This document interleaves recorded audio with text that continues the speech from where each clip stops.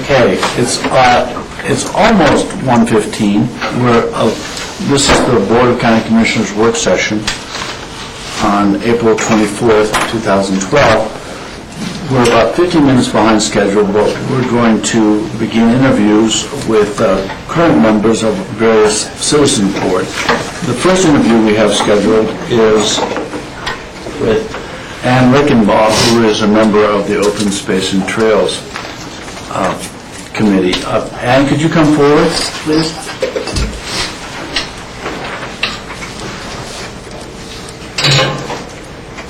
Thank you for being here, Annie, and thank you for being on the Open Space and Trails Board. I think that this effort was to interview people whose terms were up and were scheduled to be reappointed, just to get their impressions of the boards and their viewpoint of how to go forward in the future. So that's essentially what this is about. Board, at your pleasure here. Who'd like to go first? So, Annie, the interview's over. You're a little fast on everyone. Okay. No, I'm sorry. Go ahead, Rachel. Thank you. Again, I think as Michael has explained, as we've talked about it as policy, particularly the Planning and Zoning Board and the Open Space and Trails Board, where there's considerable authority and expenditure of public funds and policy setting that goes on in the board, perhaps more with P&Z than Open Space and Trails, for that matter, because we do meet quarterly with Open Space and Trails to touch base and understand where the boards are going, less so often with P&Z, that it seemed a real good opportunity as people embarking on another 4-year term to have a chance to say, how is the board working? Are there additional tools that we can provide you that would offer assistance? A chance to thank you for your service as well. But I will go ahead and kind of start by saying, where do you think the future of the program is going, or what are some of the big challenges you see for open lands and recreation pursuits in Pickens County? Well, I see two big issues, and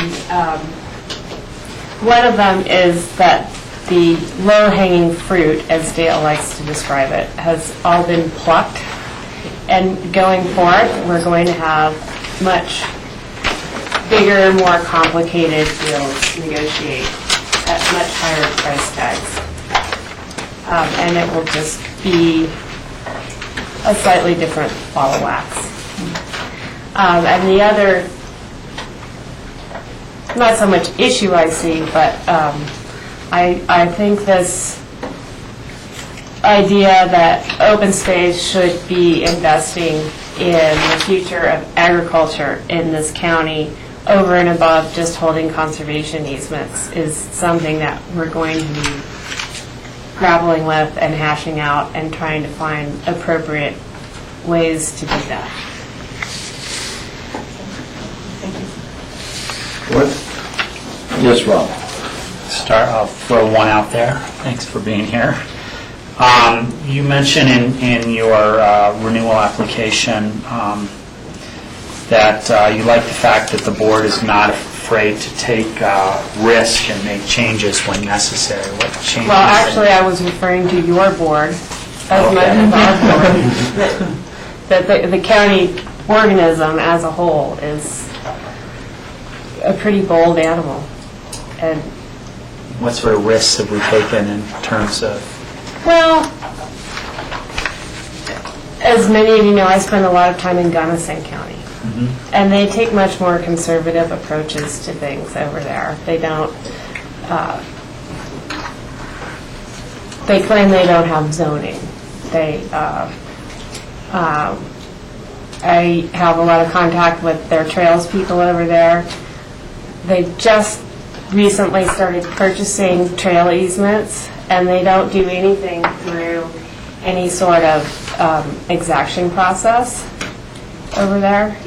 So if somebody comes in for a land use application in Pickens County, go through GMQS, we might be able to ask for a trail easement or public access, and landowners are always free to say no. But Gunnison County, they won't even do that. But it just seems that Picken County seems to be on the forefront of a lot of land use policy changes. And I think it's one of the things that makes Picken County an interesting organization to work with. I got some more, but we'll go around. Go ahead. Another one I had is you talked about the program could always use more money. Is there a finite amount of money that should go into open space and trails, or is there an infinite amount of money? No, I was... And how do you, as a commissioner on the Open Space and Trails Board, how do you weigh where that line lies? Always is a very big, endless word, and I'm curious as to where you think that space lies. I do think there is a finite number, actually, but I don't think we know what that is. And as I mentioned, going forward, we're going to be dealing with large properties, very sophisticated landowners, big dollar acquisitions, and we're not going to be able to do them all. On the flip side of that is there's only so much private property in Picken County. We can't expect to own it all. And at some point, maybe the county decides, or maybe it's up to the voters when we go in for reauthorization. The community decides that we've done what we need to do with acquisitions. Of course, we're always going to have stewardship and maintenance. That'll be an ongoing thing, hopefully into perpetuity, because we've got all this great infrastructure. Okay. George or Jack? Are we set here? Annie, let me ask you something. How much open space in acres has the Open Space and Trails program acquired? Do you know, approximately? I don't know. I actually, I'm going to take a stab at that. I'm going to say we're at, well, are you talking a conservation easement or fee simple altogether? I think we're around 20,000 acres. Yeah, I think you are. And do you think there's a value to public lands? Do I think there's a value to public land? Well, yes, I do. Why? There's the intrinsic value of open spaces and being able to have access to the high country and all of the reasons that we enjoy public lands, habitat. But I think there's economic value also. It's difficult to quantify, but I think it's one of the things that makes this, well, the whole state of Colorado and a lot of western states desirable places to be, because we have all of these open spaces that are owned in common.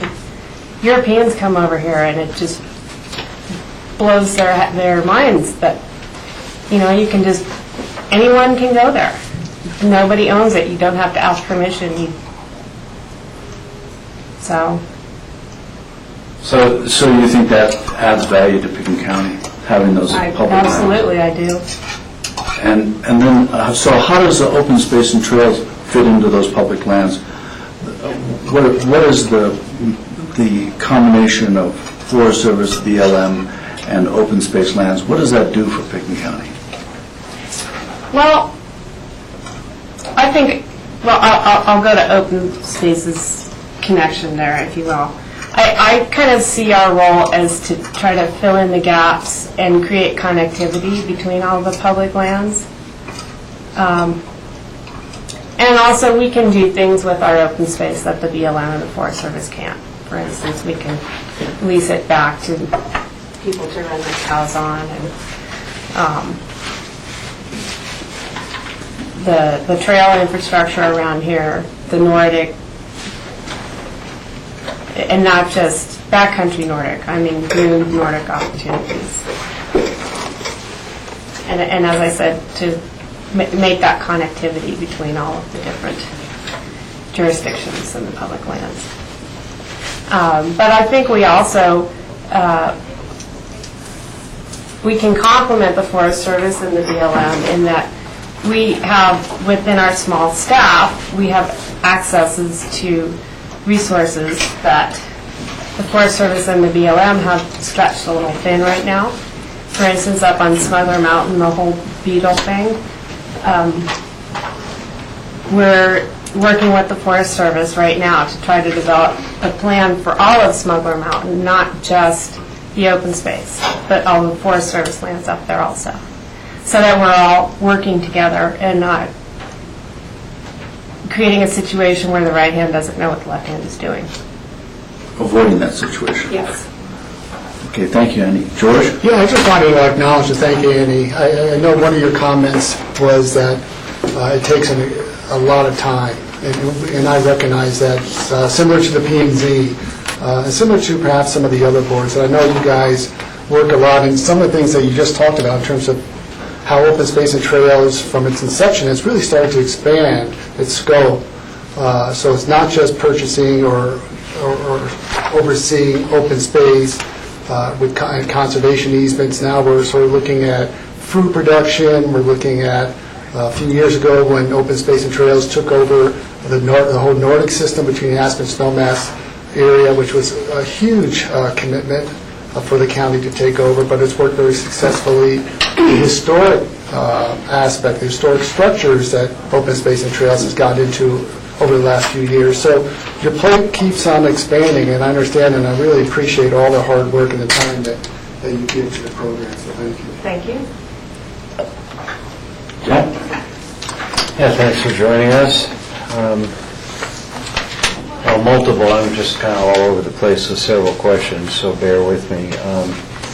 Do you, as an open space, not a personal viewpoint, but as an open space board member, place a value on regional cooperation? Absolutely, we do. Can you give us some examples, just a couple off the top of your head? Well, we just, the Salties acquisition in Eagle County, what a great thing for the whole valley. And we worked for several months with Eagle County to try to get that together. We've worked with Gunnison County in the past. We've worked with CDOT. We've worked with Sky Mountain Park is another example of regional cooperation. I think Pitkin County is the largest recipient of GOCO grants, any open space organization in the state. And that's in large part because when we go to them with these big acquisitions, we've been able to round up partners. Okay. I have to certainly compliment you and John Howard on your response in the reapplication form. It was very thoughtful. Appreciated.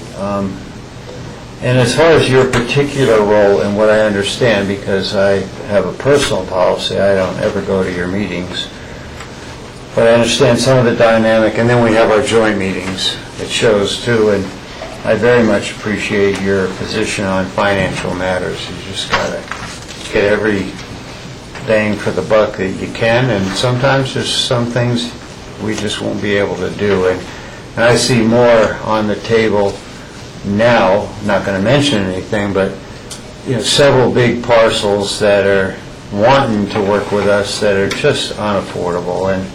And so I appreciate your fiscal approach, as it were.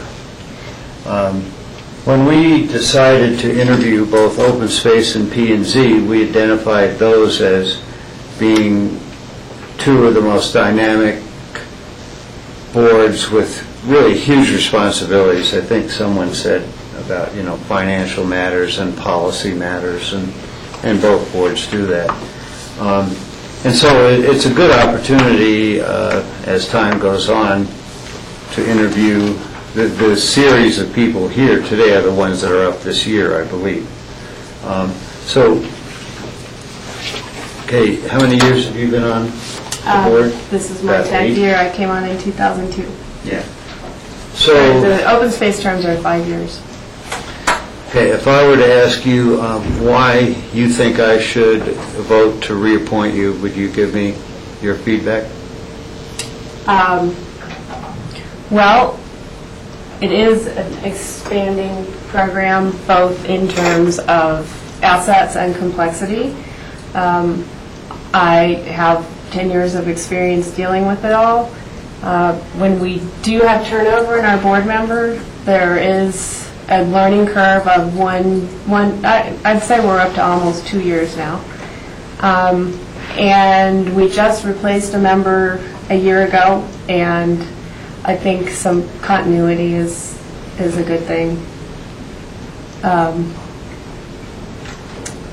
I've shown commitment to both my board obligations and to some larger issues.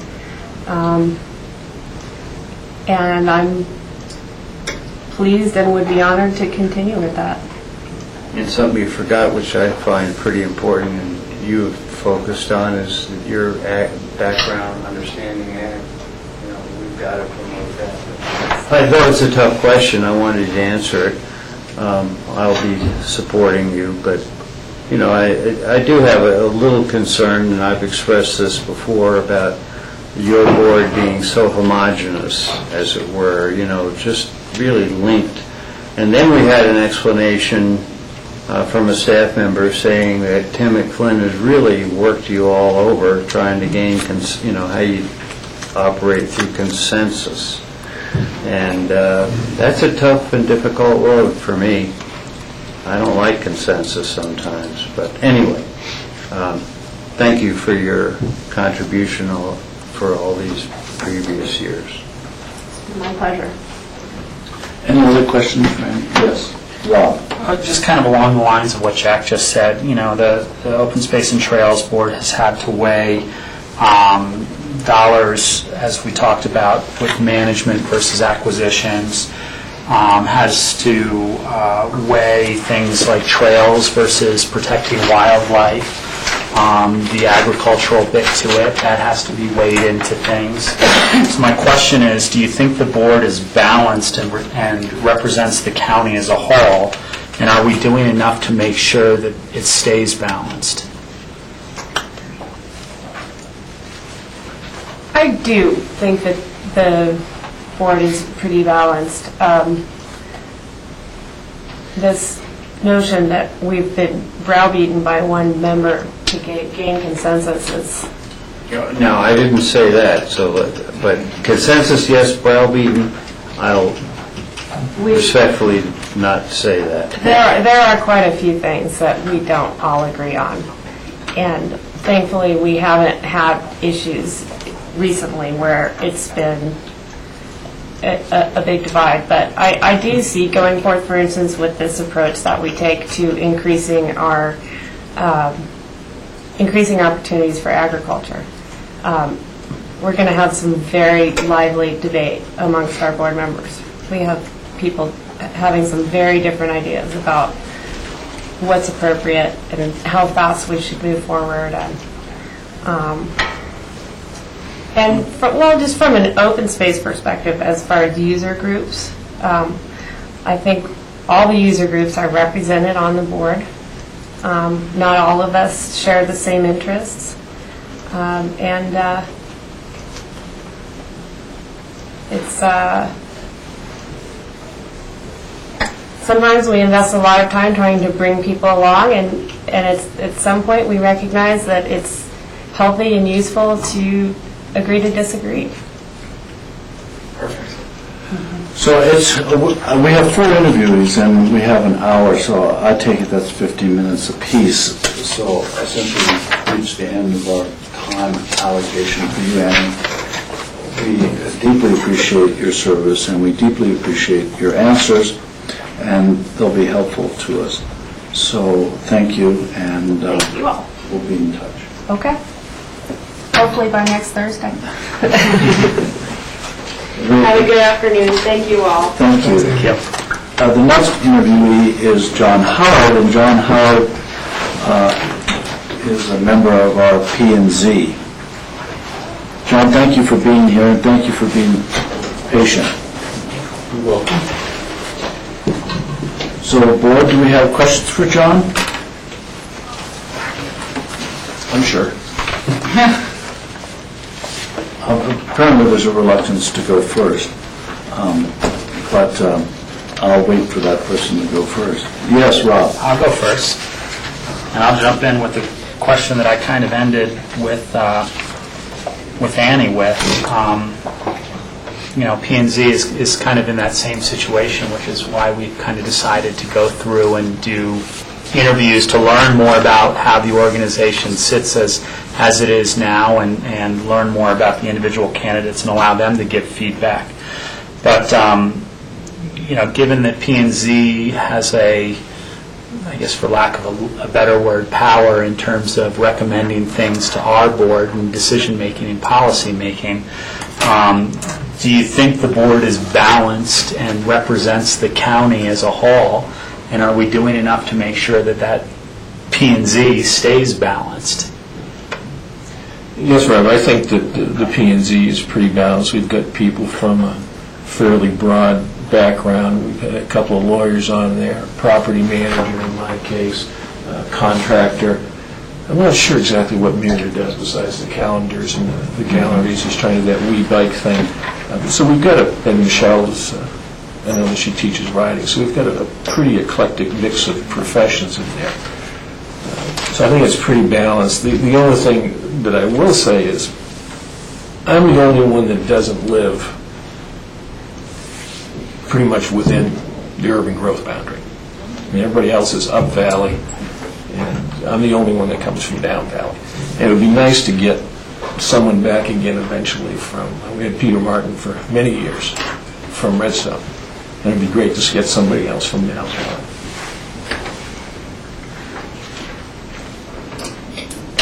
Any further questions, Rob? Yes, next board member. Rachel? Yeah, thank you. For all your kind of regular caseload work, but perhaps particularly for the work the Aspen Area Community Plan took going forward. And, there's a number of recommendations about kind of balancing house size and impact. And I know that it's come up on our board sometimes when we're getting to final decisions on things as to, is 5750 the right house size going forward in the future, and should there be a cap of the ability of homes that have older zoning to go up to a given size with TDRs? Do you have feelings on that, or you get feedback from people as we're starting to see more of the larger homes kind of redeveloping throughout the county? Well, Rachel, the house size issue is always a tough one, and I think one of the things that we talked about within the AACP was the whole idea of context. Where are larger houses appropriately located? I think there's a feeling that just because we have rural and remote, the TDRs get stripped off of there, and they just automatically wind up within the UGB. And I'm not sure that's a good zoning or planning practice.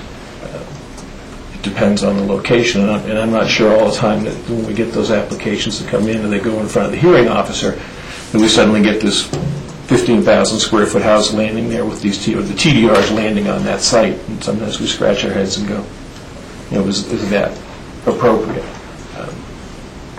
And Jack may remember when we were way back, we were talking at one time at 3250 for house sizes. Again, it's really the whole idea of the context, where they're located. If you've got a 500-acre parcel out in the middle of nowhere and nobody can see it, and somebody wants to strip off 100 TDRs from someplace else, build a 50,000 square foot house out there and sterilizes thousands of acres in the county. So there's some trade-off, and that's a little bit of an exaggeration, but there are some trade-offs. I think house sizes you really need to look at what's appropriate and where as you're going through that. Jack? Yeah, John, thank you very much for your service of, I think, 11-plus years. I appreciate it. And the continuity and the attendance, because I, having started at P&Z, as you know, years ago, can understand the challenge of getting to all those meetings and doing the prep. That's the key. Several things. In your first response about membership, et cetera, you state that you're hesitant to support the idea of the BOCC appointing more, expanding the size of the board. I absolutely agree with you. I think if you volunteer to show up.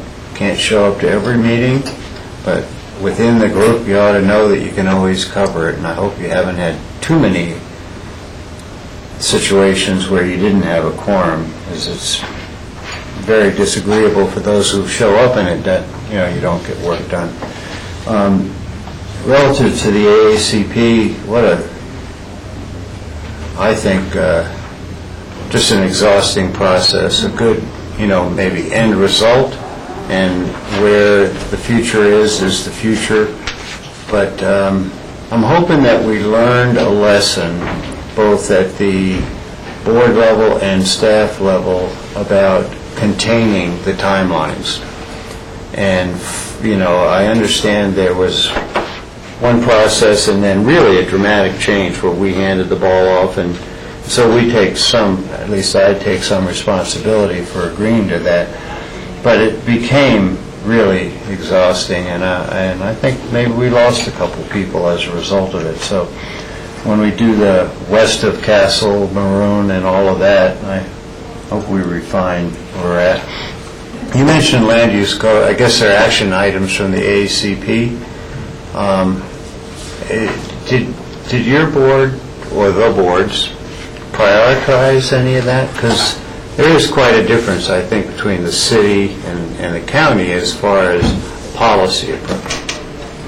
Jack, beyond the idea of getting the master plan for the west of Maroon, we're calling it west of Maroon now because we still get some city property between Maroon and Castle that we're not trying to address at the moment, so we're just focusing west of Maroon Creek and defining those areas.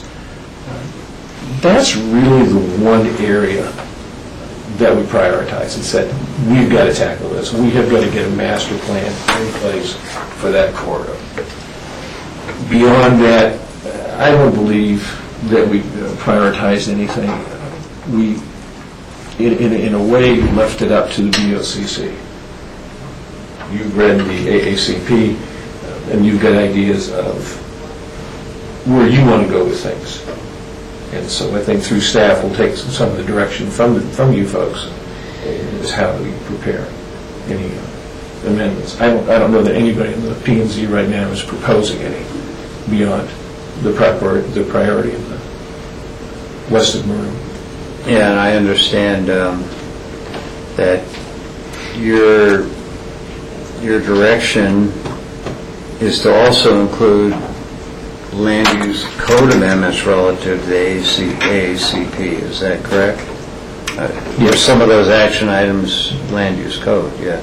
So I hope, anyway, that maybe the way to start that process off as far as the amendment action items is that we have a joint meeting.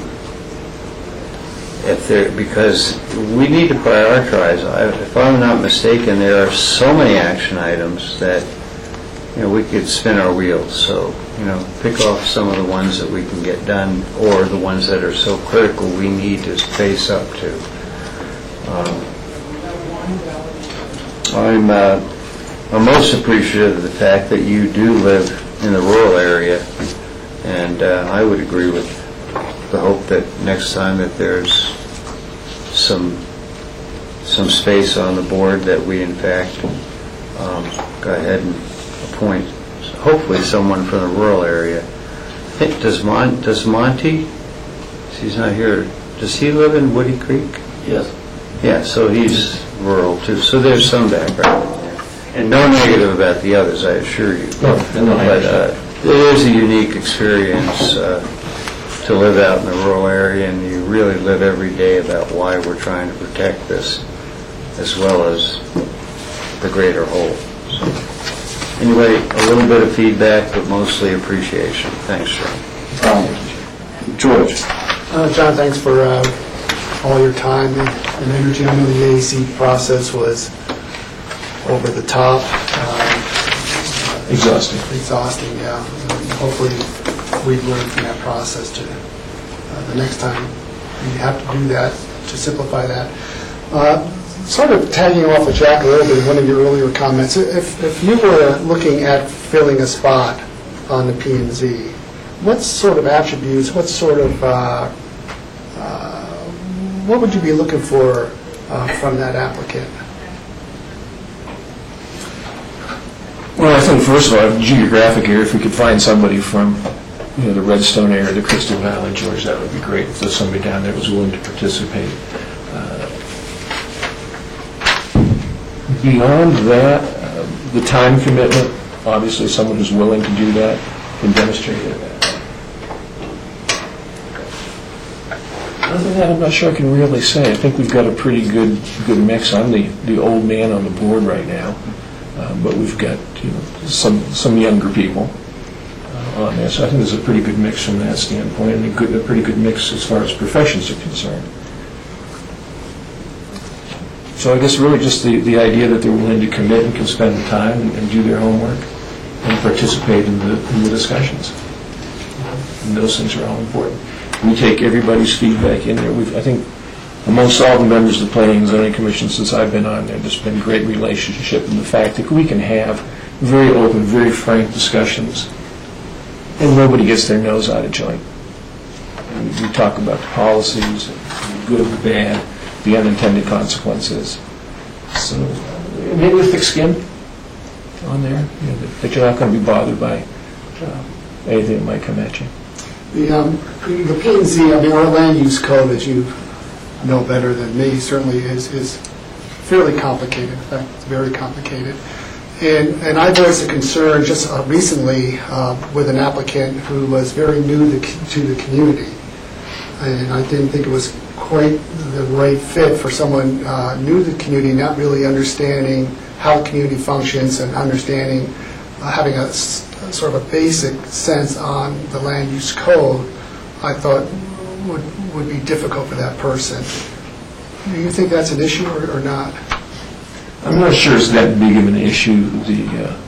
The learning curve can be pretty quick. I honestly came onto the Planning and Zoning Commission back in 2000 with virtually no experience in zoning.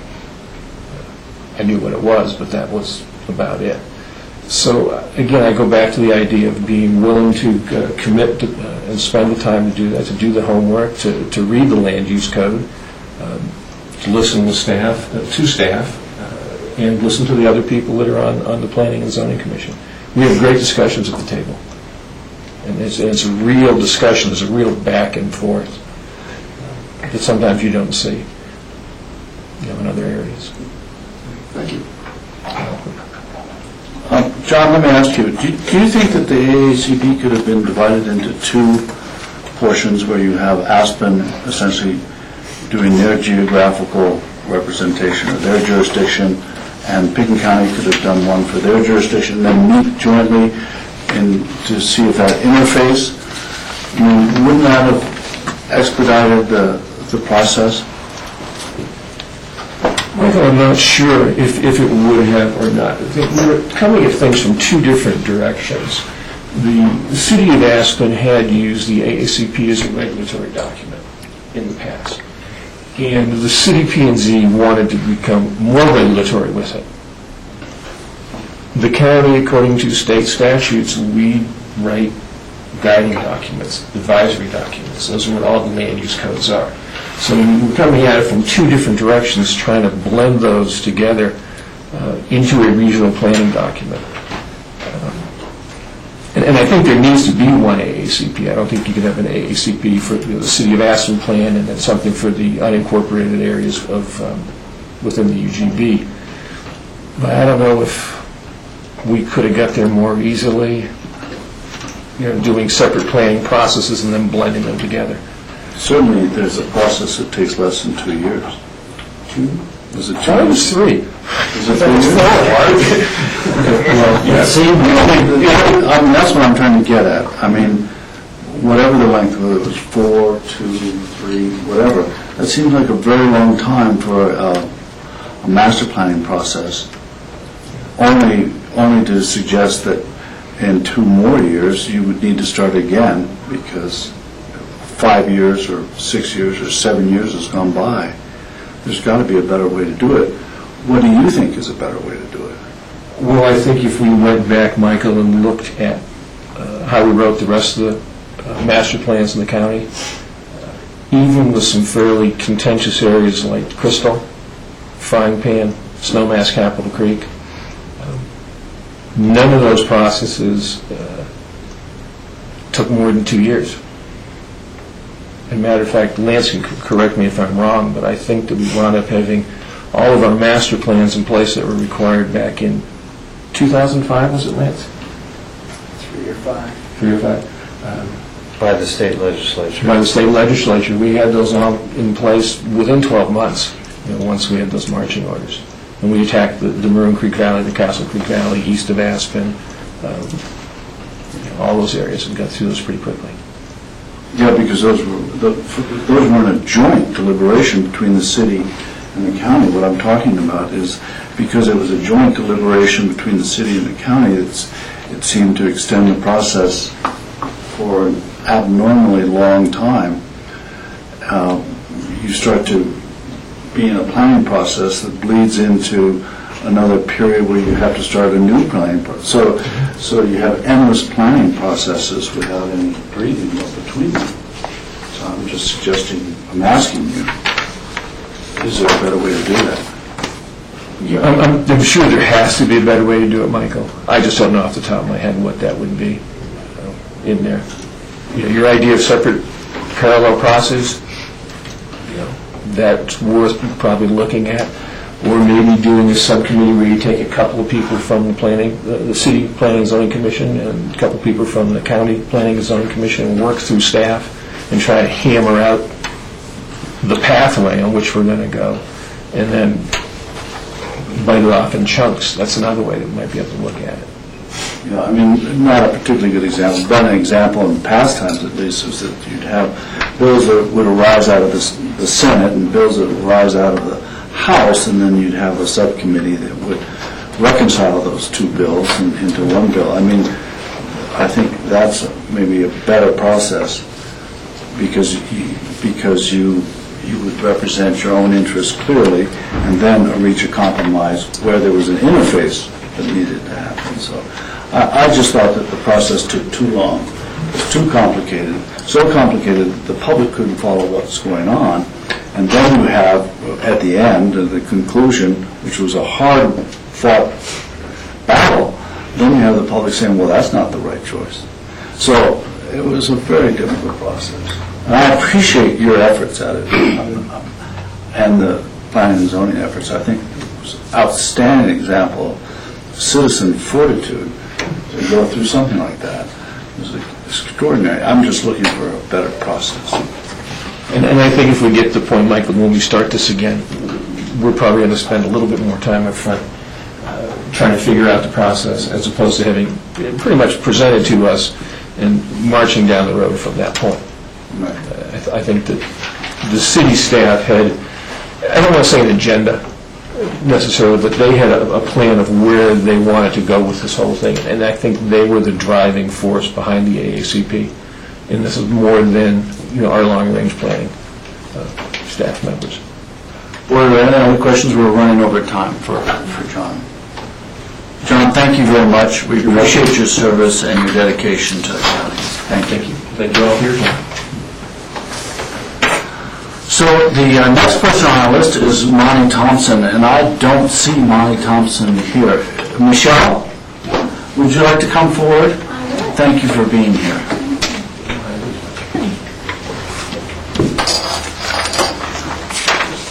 So you heard the kind of questions, Michelle, that we were asking John. We're not going to ask those same questions again. No. Thank you for being here. We deeply appreciate it. Boyd, you have questions for Michelle? Yes. Thank you. thanks for being here, and thanks for your service. And I guess you do get slightly unique questions because you're, I think, the newest member on that board. And so I was just going to ask, what has your experience been in the time on the board? And, what are your thoughts about the issues and the processes? And are you seeing any gaps of where our code could be improved? Well, I've been on the commission a relatively short period of time, I think maybe 6 months, maybe a little bit longer. So I was on the tail end of the AACP update, and we've only had a handful of applications come through. So regarding the applications, I have to say that I've been pleasantly surprised at how well their meetings are run, and the information that we get. It makes the meetings go really easily, and everything's really clear. And not to brush John, but he runs a fabulous meeting. It's really been pleasant. I haven't noticed any particular gaps yet, frankly, just because we haven't had very many land use applications. So from my newer perspective, that way I would say we're on track. Seems like it's going well. I was on the tail end of the AACP, and that went a little on the long side, and I was glad, honestly, that I wasn't part of the longer process of that. So. Are you enjoying your time on P&Z? Is it all you thought it could be? I am. I really like seeing the applications come in. I like hearing being on the other side of the table. I like hearing the applicants make their case, and it's nice to get to be on the staff side and to hear the staff perspective from there. So, I guess I would describe my fellow commissioners as kind of laymen. So it's interesting to hear their perspectives. Compared to, I guess, someone who's dealt with the land use code extensively for some time, to hear their concerns and then to kind of go from there. So, I've really enjoyed it. I kind of wish it was a little busier because that'd be a little more interesting for me, but it's good. Starting to pick up, I think. We're getting there. Yeah. Thank you. Yes, George. Michelle, you have to refresh my memory. Are you just filling an appointment and that term has ended, so that's why you're having to reapply? Right. Okay. Yeah. And the time, the appointments run for how long? Is it 3 years? I think it's 2 years. It's a 3 years. That's 3. Yeah. So it's just a little unusual that you're sitting in front of us now just because your term that you've taken over has expired and you're reapplying. Okay, thank you. Jack or Jack? Jack or Jack? We'll take the first one. Jack. Thank you very much for your time and in the future, because it's a rather large responsibility, as you might have heard some of our feedback with John, and he's been there forever, thankfully. If one were to pose the question, what is Michelle's approach to growth, how would you answer that? And it's many different types of growth, whatever, but I'm leaving it open. I guess I would, I'm pretty much by the rules, I guess is the best way. I'm not going to throw out a catchphrase or any of the buzzwords, responsible growth, smart growth, any of that. I think there's development that's appropriate for each site, and that might be no development on a certain site. It might be small development, commercial development, whatnot. But I think really, I guess my goal right now would be to help stimulate the economy, but balance that with the other things that our community needs. Not huge houses for employees, and development that's closer to the urban growth boundary rather than the rural areas. Well, as a commissioner, you obviously sit in the hot seat at times, and the code directs certain things to be done, but at the end of the day, most of the time, we have discretion. So how one uses that discretion is important, and that's why I'm asking you, because my personal feeling, I've spent 2.5 years on P&Z, as well as some other things, and my view is that we're tough on growth, but fair. And we don't we don't approve growth for economic reasons. We approve it because it meets both the code and community character, master plan, all of that. So maybe, is that what you meant by rules? Right. Yeah, I guess it's important to me that, that landowners have something concrete to go to, so that, we follow the code as closely as possible, and then there are always going to be some extenuating circumstances, but that's the rarity rather than the norm. Well, the land use consultants are rather professional. They know what to do. They know the in and outs, so they'll find and make gray areas, etc., and that's their job. So we respect that, but there are, in the evaluation process for each of us, certain personal and community values that enter in. So that's really the hard part about making decisions, is where the gray areas are. And for example, and the reason this question kind of came forward is your next issues would be landowners asking for variances based on financial help. Variances, of course, relative to hardship and Board of Adjustment, that's specific, but you mean asking for discretion. Right. For, I'm assuming, yes, thanks for clarifying. I don't know if the code ever says anything about financial hardships, so... No, but we had a land use application that came in, and there was a different way that the applicant could have approached it, and they chose not to, saying that it was going to create a financial hardship for them.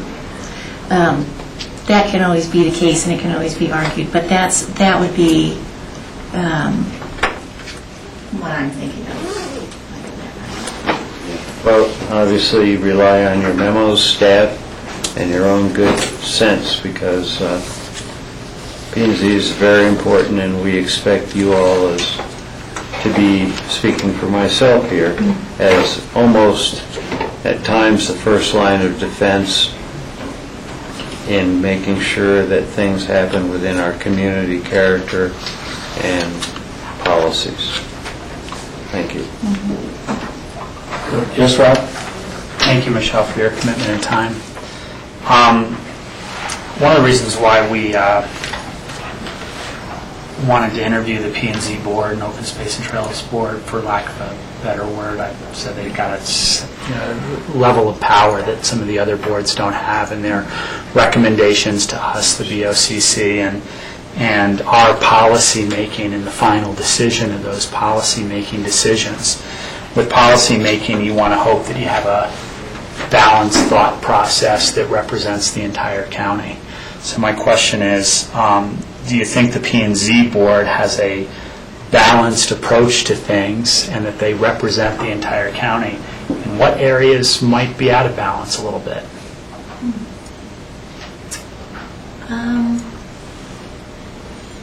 Well, it seems, I would say, so far, in my limited time, it seems very balanced.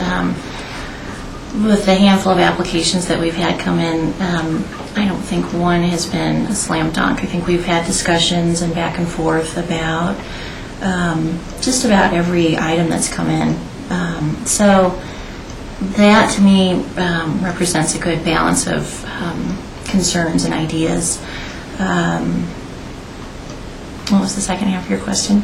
What might be out of balance, if any,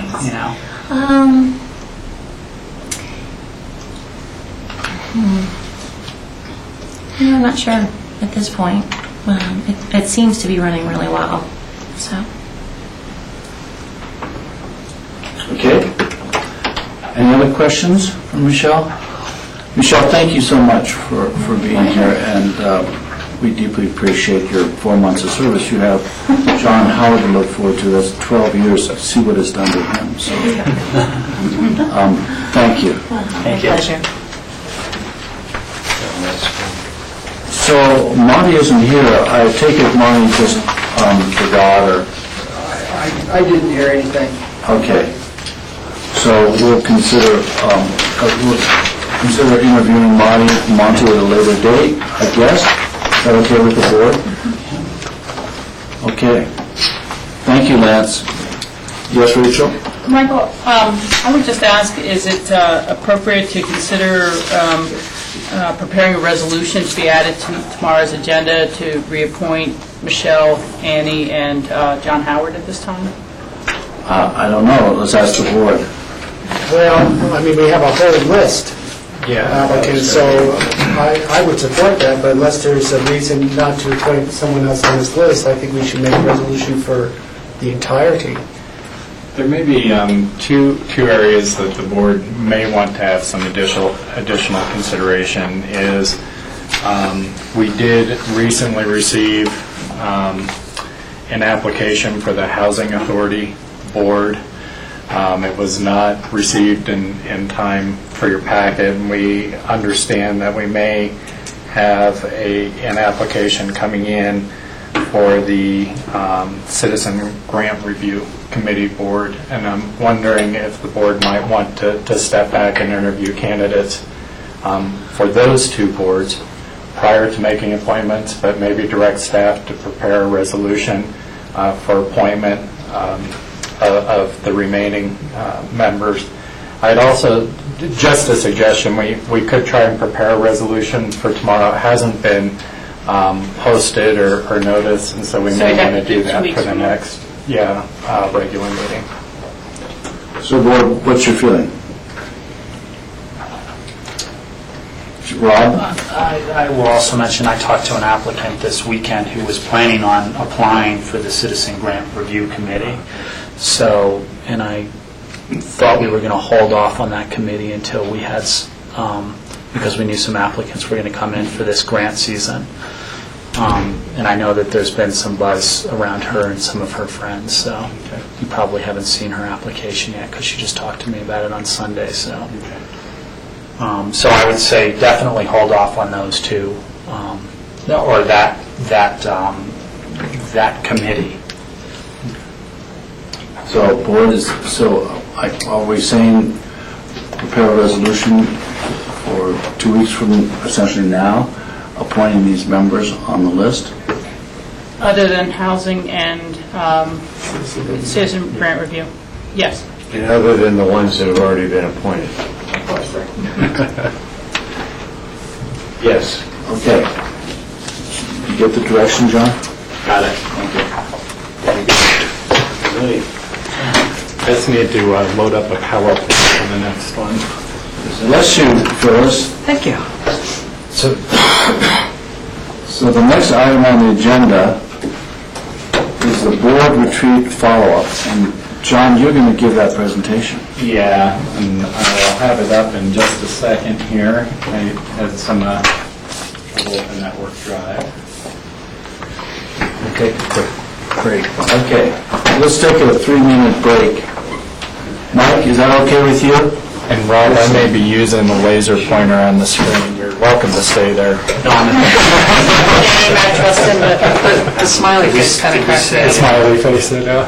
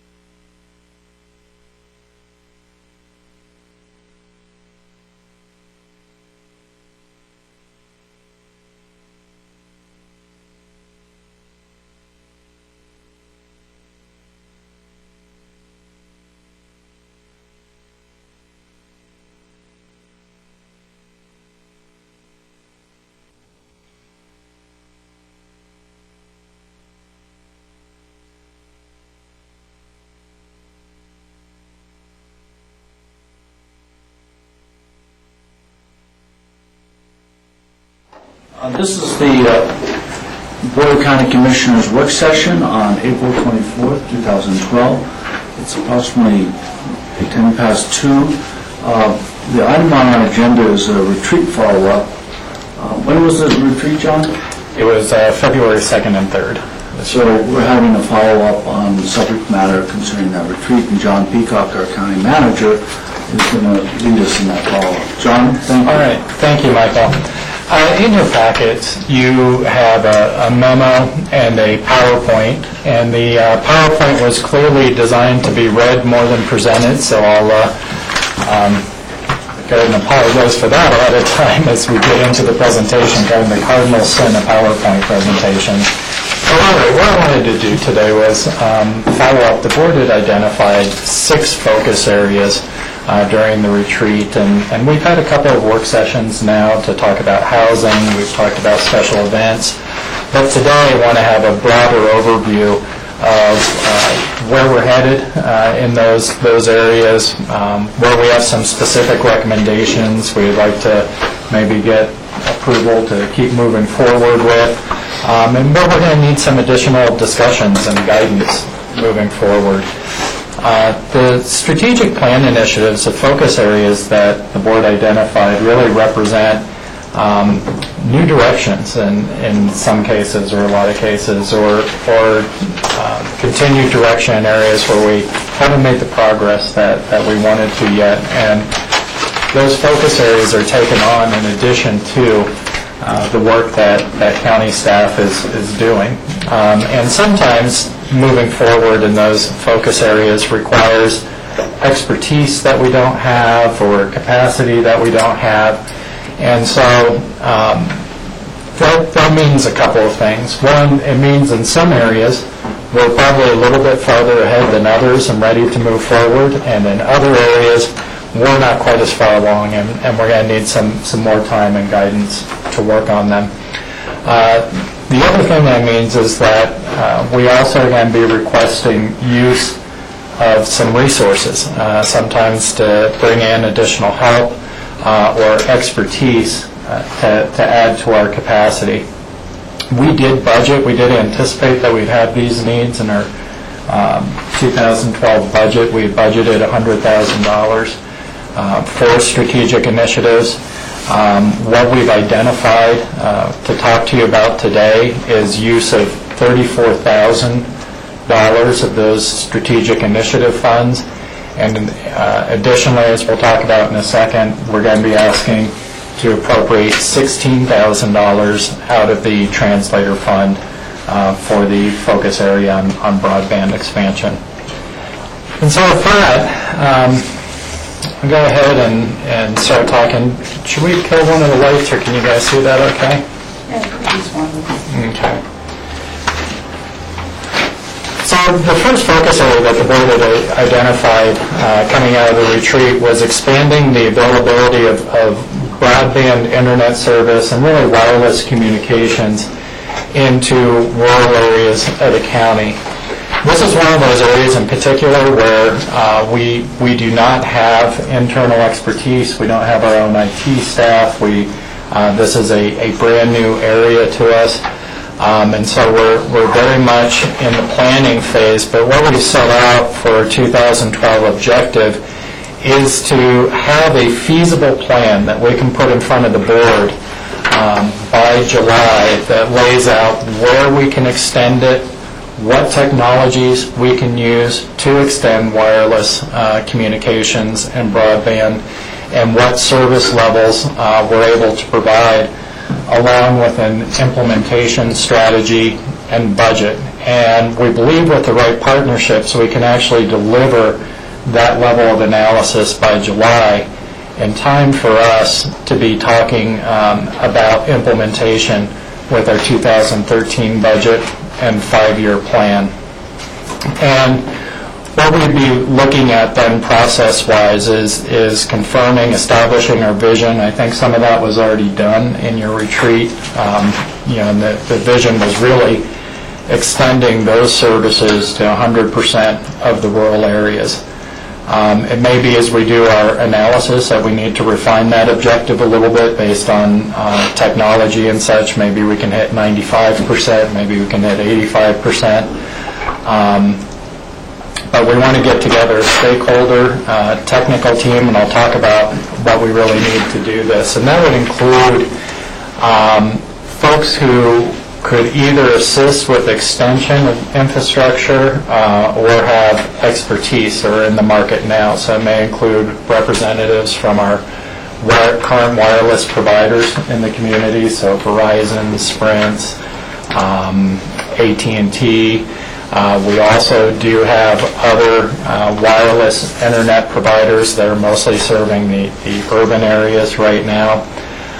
We have other public sector partners that could be involved in this. RAFTA, for example, if they're bringing fiber optics up the Highway 82 corridor with the BRT project, that may be a partnership that we want to leverage. But it's important to have all the right people at the table who may have a role either in implementation or identifying opportunities. We would then, from those discussions, develop what we call a beta, which is really an initial network design that we can then do feasibility testing on. And the feasibility testing really needs to take into account, is it technologically feasible given the geographic limitations, power limitations, line site limitations of the community? Is it financially feasible? Can we reasonably build the kinds of partnerships to actually build the infrastructure to extend out? And then is it feasible in terms of our policy infrastructure? So for example, land use. We probably aren't going to build a whole lot of very high towers along all the roadways in order to extend. So the technology needs to take into account those values.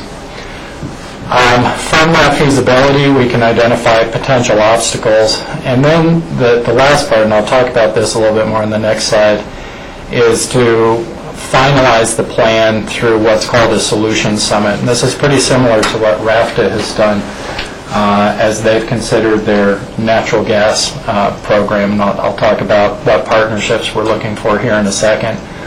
But the Solution Summit really brings back those technical teams, the key stakeholders, the key people that would need to be in place to extend that infrastructure in partnership with the county so that we can address any of those potential obstacles, whether it be finances or policy issues or technical feasibility, so that we can bring to you a recommendation, a game plan for a network that works, and we can tell you where it's going to work. Okay. Let me just, as I said, the county really lacks right now the internal expertise and capacity to facilitate this discussion in a meaningful way. But we're fortunate in our community to have really a number of people who can probably help us, both with that technical feasibility issue and as well as provide us some capacity. What we are proposing is a partnership with the Aspen Strategy Center, and there's a few reasons for that. The Aspen Strategy Center is a nonprofit. I believe it grew out of the Center for Physics here. And it's headed by a gentleman by the name of Kevin Ward, who is a former Apple executive. And what Kevin brings to the table is two things that I think would help us move this project along. One, because of his time with Apple, he brings a level of technical expertise to the table that we currently don't have in-house. The second thing that he brings to the table is a process for bringing stakeholders together, brings it out of the product development process at Apple that's, I think, uniquely suited to solving these types of technical problems in very quick fashion. Watched it work with the RAFTA conversion to natural gas, regardless of where folks stand on that issue, the way the discussion progressed and the speed with which it progressed to address technical issues at the beginning, address financial issues, address policy issues, was pretty remarkable. The other advantage of working with a nonprofit here is that there are no connections to any one industry or provider right now. It is most likely that the extension of broadband or wireless communications in the county is not going to be done by the county alone. It's going to need to be done in some kind of partnership, particularly for the cellular communications, telephone aspect of it. Working with a nonprofit that's not associated with any providers right now, I think gives us a high degree of objectivity, and that will be important moving forward. Probably the biggest advantage is getting to feasible design through a nonprofit at a relatively reasonable price for this scope of project. The Aspen Strategy Center has committed to bring us through implementation plans with evaluation of alternative technologies, how far they can reach, how they address the various obstacles that we've laid out, what service levels they provide in terms of broadband speeds. That's not a well-defined term. And implementation strategy and timeline for $16,000, roughly $16,000. So that is probably our first decision point before I move on to the focus area 2. Well, John, can you just get us information at some point via email or something about the Aspen Strategy Center? Yeah. And what other organizations they've worked with, what sort of scopes of projects they've done, that sort of stuff. I'd be really curious to see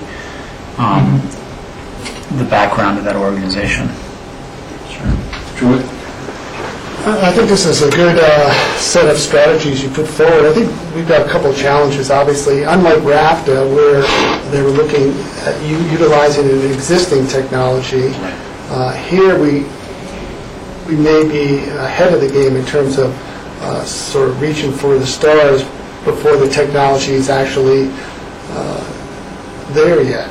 So it may be sort of exploratory, but then wait and see. I'm not sure how that plays out.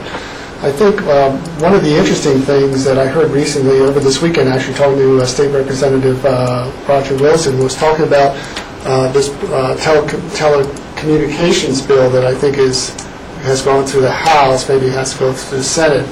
And that's being driven by industry, from what I understand, and the goal is to deregulate that industry, which means that would actually provide more burden vis-a-vis costly expenses to those specifically in the rural areas. So even though we're looking at going in one direction in terms of expanding, there's a group that's trying to deregulate and saying, well, we'll only service these people, and people who are in inaccessible areas, if they want service, it's going to cost them that much more. So that's a challenge. I also know that, and perhaps working with the Aspen Strategy Center, that they've got contacts, connections. Not only, I know Senator Gail Schwartz has a broadband bill up right now that's focusing just primarily on mapping for the state. And I know also that U.S. Senator Udall has talked about pursuing broadband specifically for rural areas. So hopefully Kevin and his staff has those connections to reach out and bring in some of those other partners that we're going to need to look at some of these opportunities and options. Yeah, and we've certainly had those discussions about, there are various efforts ongoing right now at the state level, at the federal level, even through even expansion of the healthcare networks throughout the state. And so that's part of the stakeholder group that have to be brought together. Eventually, you want to narrow that down to the group that can actually help you move a project forward. I have a feeling that given our focus and the foresight that the board had to put the ballot question on this last November to allow the use of translator funds for the extension of these services, we're going to be way ahead of the curve of other communities. I think we're going to have capacity, and I think we have a unique opportunity to leverage some expertise that exists within our community that probably doesn't exist in a whole lot of other communities to help us move this discussion along. Rachel? Yes, thank you. The CCI update from Friday in Denver was a sense that the telecommunication bill, the large one you talked about first, George, is probably going to die under its own weight. And they were anticipating at least 60 amendments coming from the floor. And individuals who kind of know a lot more about the subject, I think like Lynn Padgett, Uray County, had suggested that there be, had sent her own page of two pages worth of amendments CCI itself should see. And so the staff was very, a little bit at a loss as to whether we're in a position of support or oppose, because they have no idea what the final bill is going to look like when you see 60 different amendments waiting in the queue. And, I had suggested that perhaps they suggest to the sponsor that a little bit of an elegant way out would be to try to form a task force that would work over the summer and in the fall to try to introduce legislation next session. But it really is an industry battle. The $13 million worth of hard-to-serve funds that CenturyLink receives now are very important to them, and other front range providers are looking at getting a share of that money, and so it's kind of like, how do we redivide the pie? And unfortunately, the rural and the West Slope really stand to be the losers in that pie. So, that's, hopefully we're not going to have to deal with a whole new crazy set and a loss of rules and a loss of funding for West Slope. But I would ask, this is way back at the very beginning, I think it's the research that you don't have to flip back, that the group is going to do. They're going to give us a little bit of an analysis of areas that have totally no service whatsoever, limited service, or expensive service, options, because you hear that people can get internet via satellite. I have no idea what that cost is, or the adequacy, or its speed, but I hope we're going to be able to start with the groundwork of what's out there now. Are they totally a blank slate, or they have some options, or they have very poor options, so that we at least, if we have to narrow the focus, we'll have some sense of where the priorities will be and things like that. Rachel, and I think it's a really excellent plan. We've done some of that research to see where broadband has been mapped, because the state's had a project to do that. The data is a little thin, and it's a little hard to get at right now, though, because, for example, on the maps that we've seen and the surveys that we've seen, it shows that Redstone's covered by high-speed internet, as is Meredith, and as is Old Snowmass. But I think right now what that doesn't really speak to, we don't have a good sense of costs. We don't have a good sense of what broadband actually means, because broadband, could mean that you just have enough internet capacity to get out and shop on the web, but maybe not stream an educational video from the web or those sorts of things.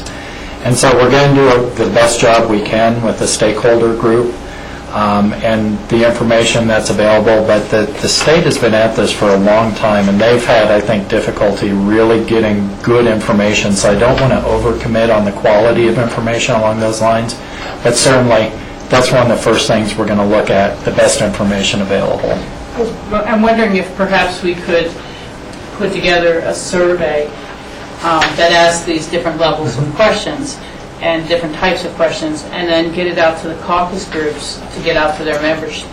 And that way, really ask the member for a physical address, So that if one guy says, I have some, but it's costing this, and it only does this, and the next guy, two yards over, says, I have no service at all, and they can't even hook me in, we would know it. But I would try to make use of the caucus areas, and also to involve them early on, to know that we're embarking on an effort to try to improve service. Yeah, that's a great idea.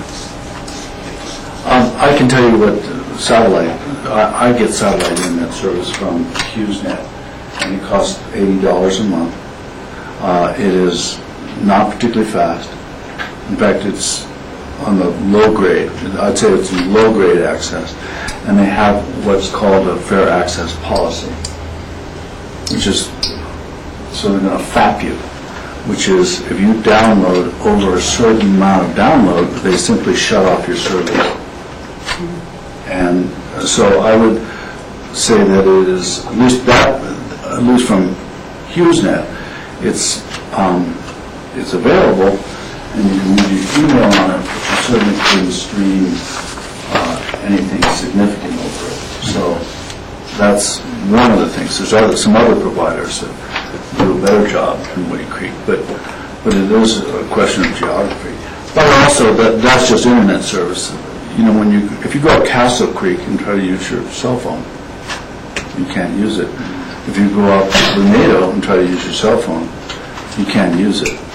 And so just in terms of geography, most small valleys in our jurisdiction don't have cell phone service. So that's problematical. Yeah, and I understand that. I just am saying I'd like to start with a basis, because, at some level, the entire project will need to be explained to all the taxpayers who gave us the effort and the money at some level to go forward and examine this. And, it does beg a point. I realize it's apples and oranges here, but we have, sometimes bemoaned individuals moving to a rural area and then wanting the snowplow service as if they're in an urban area, wanting the sheriff's office to remove skunks as if they're in an urban area, and not deal with the fact they're in a rural area, and try to have a complete complement of urban amenities and throughout rural areas. And so there's going to be a point which I think there's a cost-benefit analysis of, maybe we can only get people up to a B service, and to go to A+ is going to cost X amount more. And, do we want to spur further development in the rural areas in a way as well? So, I just want to be cautious of all the things that we're kind of bringing into the mix of services in rural areas. So I think just getting that type of information that's hard data and a little more than anecdotal will be helpful for that. Jack? Yeah, at this point, given that this is a sincere, well-supported goal of the board, I think the approach makes a lot of sense. Let's definitely take the $16,000 out of the translator fund, because we got that permission, and really see what we can do with this, because though I completely support the focus and where we're going, I have real doubts about how effective we'll be able to be, because at the end of the day, it is all about costs. Not people's desire to say, yeah, well, we support you, but who's going to pay? And I quote from one of our Citizen Board renewal apps, a couple of for-profit organizations found it to be cost prohibitive. If the county took that over, they would have the same costs. I think it would be it would be good to focus on analysis of what the costs are, and if we can charge the end user, and before all of that, or consistent with the costs, is really the coverage. And I think at least my understanding is, broadband is typically fiber optic. Now, is it satellite? I'm not sure.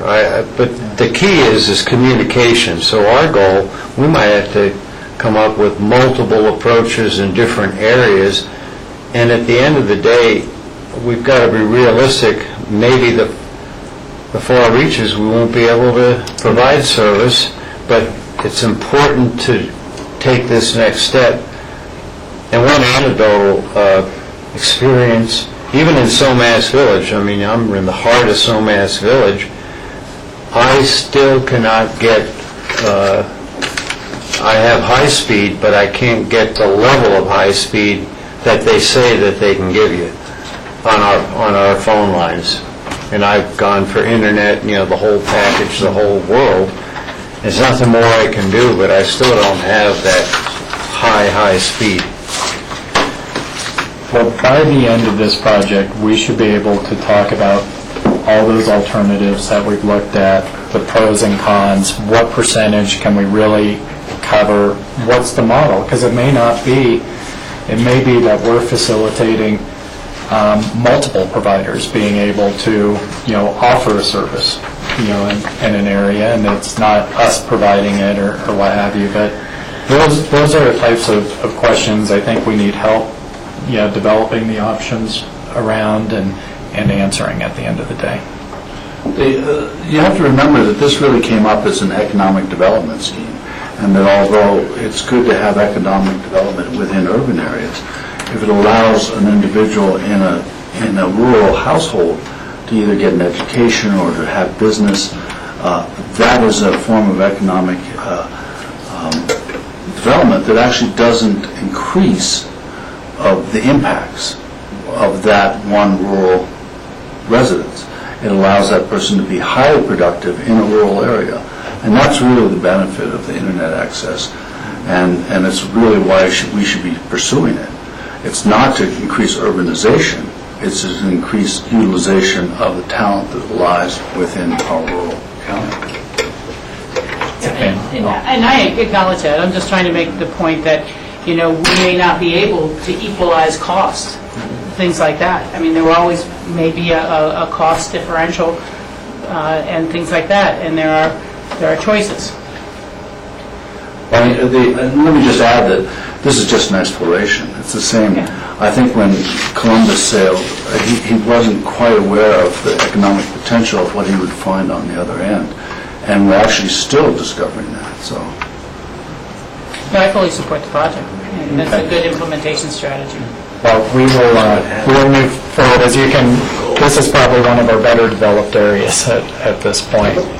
And it's a great segue because the next area we wanted to talk about was promoting resiliency of our local economy. And, really, this is an interesting one because as we talked about as staff, this is one of those umbrella areas. Broadband plays into achieving this. What we do with housing plays into achieving this. More directly, our discussions around special events. And so there's kind of an umbrella effect around this one. It's not given to a single project. And so the discussion that we've had around 2012, I guess I want to say up front, we understand isn't comprehensive necessarily to what all could be included in this. But, real quickly, we had a pretty, I think, thorough discussion about special events, and that was driven out of this area, and I think we've established some good short and midterm goals, and I'll talk about those in a second, as well as some longer-term goals around planning for special events that will extend into future years. But the other thing that we had talked about that we haven't fleshed out very well, and this is an area where we may need some further discussion, is that we talked about the need to have a broader community dialogue about economic resiliency and how that fits in with our values and what we want to be in the future, some type of community almost visioning process. And, really what we've landed on is that, this year we're going to really focus on turning around for you the decision matrix and policy questions that you guys asked us to look at as part of special events.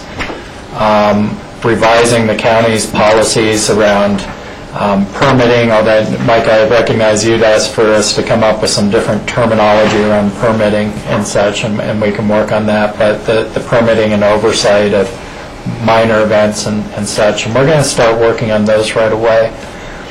I think what we'd like to do is step back, and similar to what we've done with housing and what we've done now with special events, is maybe spend a couple hours with you exploring this idea a little bit more about some type of community process or discussion. We have some ideas, but I think we need to unpack that a little bit more.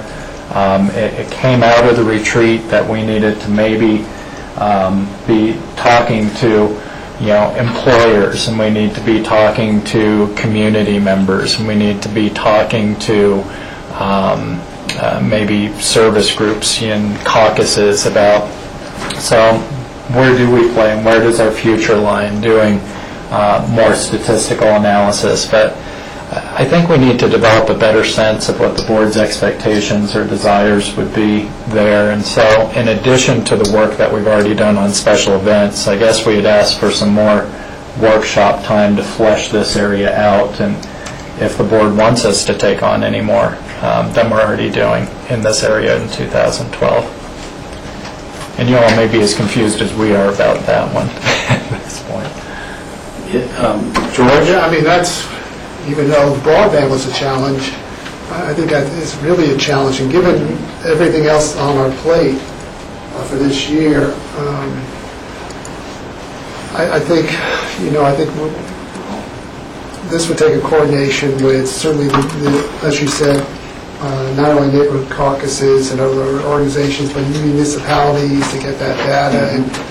And I almost can envision an Aspen Institute Community Forum on this, and perhaps we're not the lead agency, but we're part of a collaboration of all these other stakeholders to try to get a sort of a higher level discussion on this. So I guess what I'm saying is I'm not sure that I want to commit staff or resources at this point until we sort of see how all these other more specific or realistic objectives that we can get done, and I think we've given the staff a lot to work on now that we're almost halfway through the year as it is. Jack? Yeah, one of my rules of thumb, whether it's in my private business or public service, is always seek to do the best possible, a superior job, etc., etc. I very much agree with George because I'm concerned about diluting some of the efforts that we have on the table right now, and we know we still face budget and we still face normal workloads.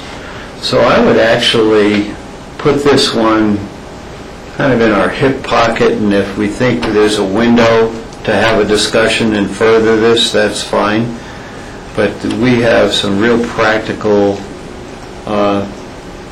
work schedules to take care of at this point.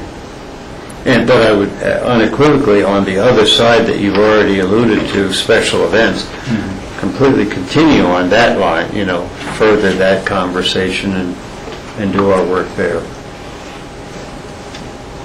Well? Yeah, I take a similar approach, but I would say that, the other focus areas that are mentioned in this presentation relate to this.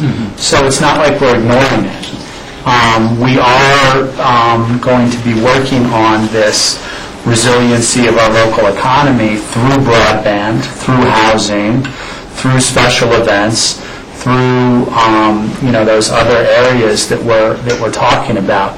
So I think it's about finding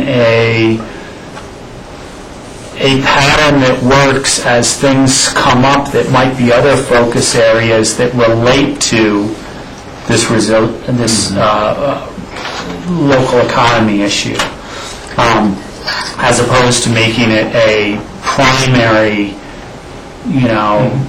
focus. It's kind of an overview of the other things that we're doing. And I think the recognition that we put this as part of our strategic plan says that, as we make policy decisions going forward, the economic sustainability of our community is an important aspect.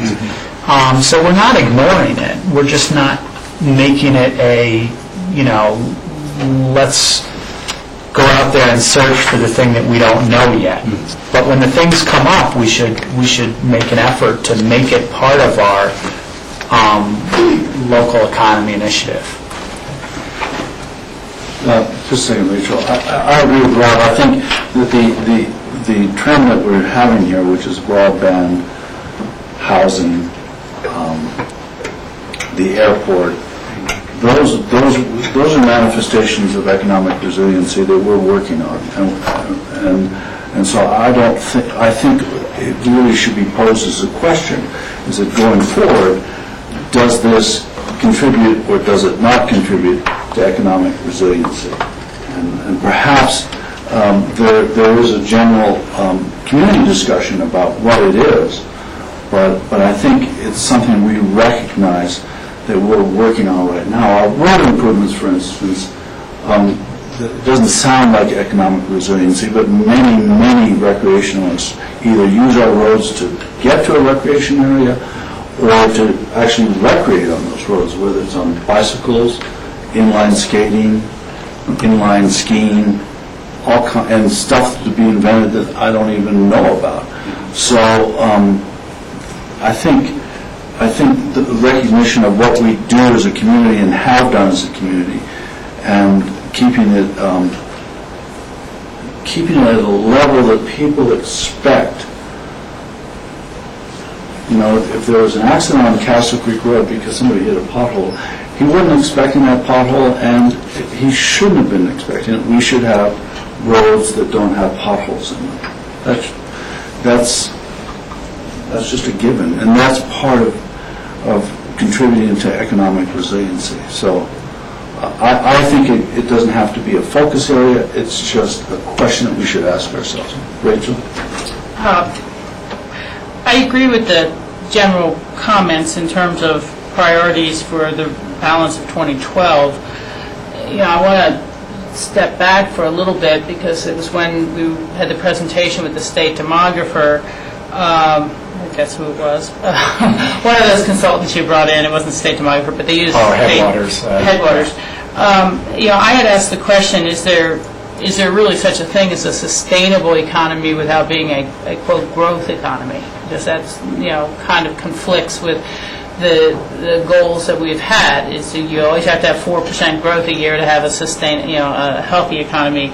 And he had substituted that word resiliency. He had said he thought that sustainable was a tough term, but resilience.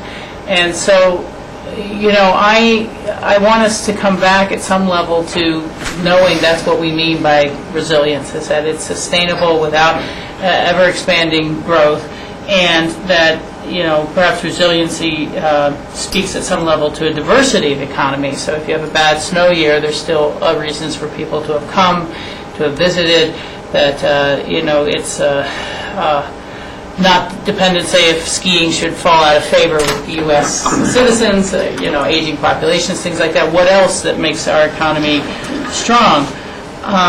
And so I do agree, but I think that we need to keep this somehow in our front focus because, as Michael said before and others on the board, it's the protection of our natural resources that lends itself so much to the basis of our resilient economy. There's always a new sport people are after. And, there was just a bill that just passed Congress to open all wilderness areas to mining, logging, ATV activities, and jeeping. And, totally, ripping the bases out of what a wilderness area is. And we are surrounded by very significant wilderness areas. So, how do we respond to that? Do we immediately inform our senators? We're opposed to this bill. We write to congressional leadership. Water issues this summer, we're looking at snowpack. That's maybe 38% of average right now. Very, very low. it's highly likely we'll see the Roaring Fork through Aspen dry.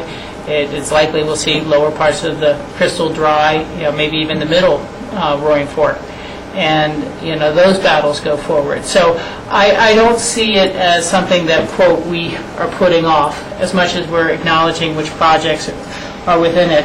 And I still think that there are a lot of little things, which I listed and others listed at the retreat, that could be done now that are not a major project, but are just how do we look at promoting tourism within the valley, and regional tourism and heritage tourism and things like that.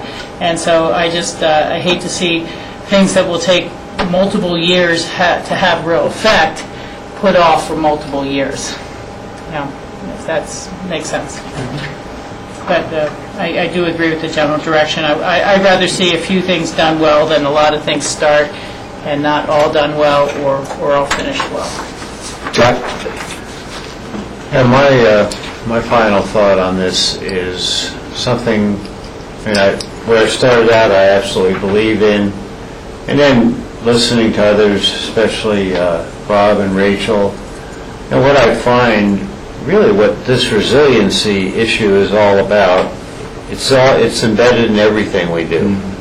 And it starts with our current policies and master plans for caucuses and Down Valley Plan, as old as it is, and now the newly written AACP.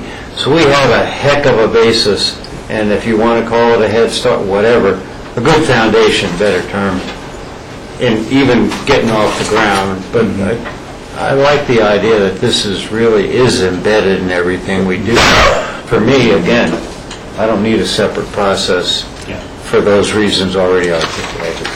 Michael, one last? Yes, Rachel. Thank you. And I have to say this, and maybe I'm just a little foggy today, but I don't really remember coming out of the retreat saying we needed a new community visioning process. It just, or a new planning process. I don't remember that. I understand maybe that's where it's been taken, but it also strikes me that when you have close to 50% of your residents living off of investment income, you really have a potential loggerhead about that issue of economic development and sustainability versus keeping it the way it is, and there's a lot of values there. But so I guess I don't recall that as being a yes, that's what we need to do, as much as the idea of a lot of things that we could do to promote the resiliency.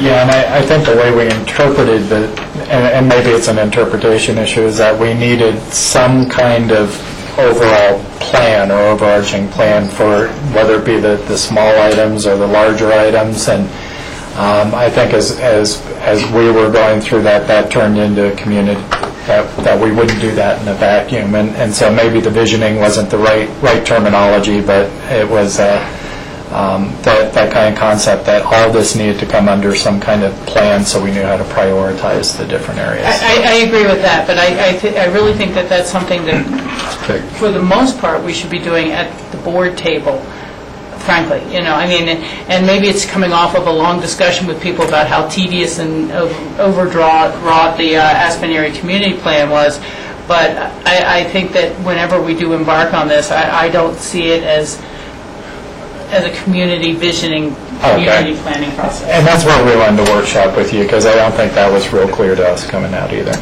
So, but I think I very much appreciate the direction and consideration of the board that we got a lot on our plates already, and let's stay focused on the areas where we have some clear paths, because we do have an ambitious kind of program ahead of us. Are we ready to move on? Yes. Okay. So,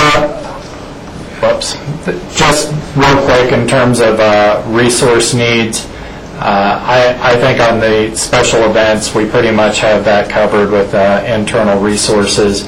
If the board does want some pretty sophisticated cost-benefit tools developed down the road, we talked about being able to measure those things. We may need some help there, but we haven't priced that out. And then I did term it as a visioning process there. You're right, Rachel. Obviously, that was one that I think we wanted more board discussion on, and I think we've got that. So, wow, that is really difficult to read. Housing. This is one I think we've, again, explored thoroughly already.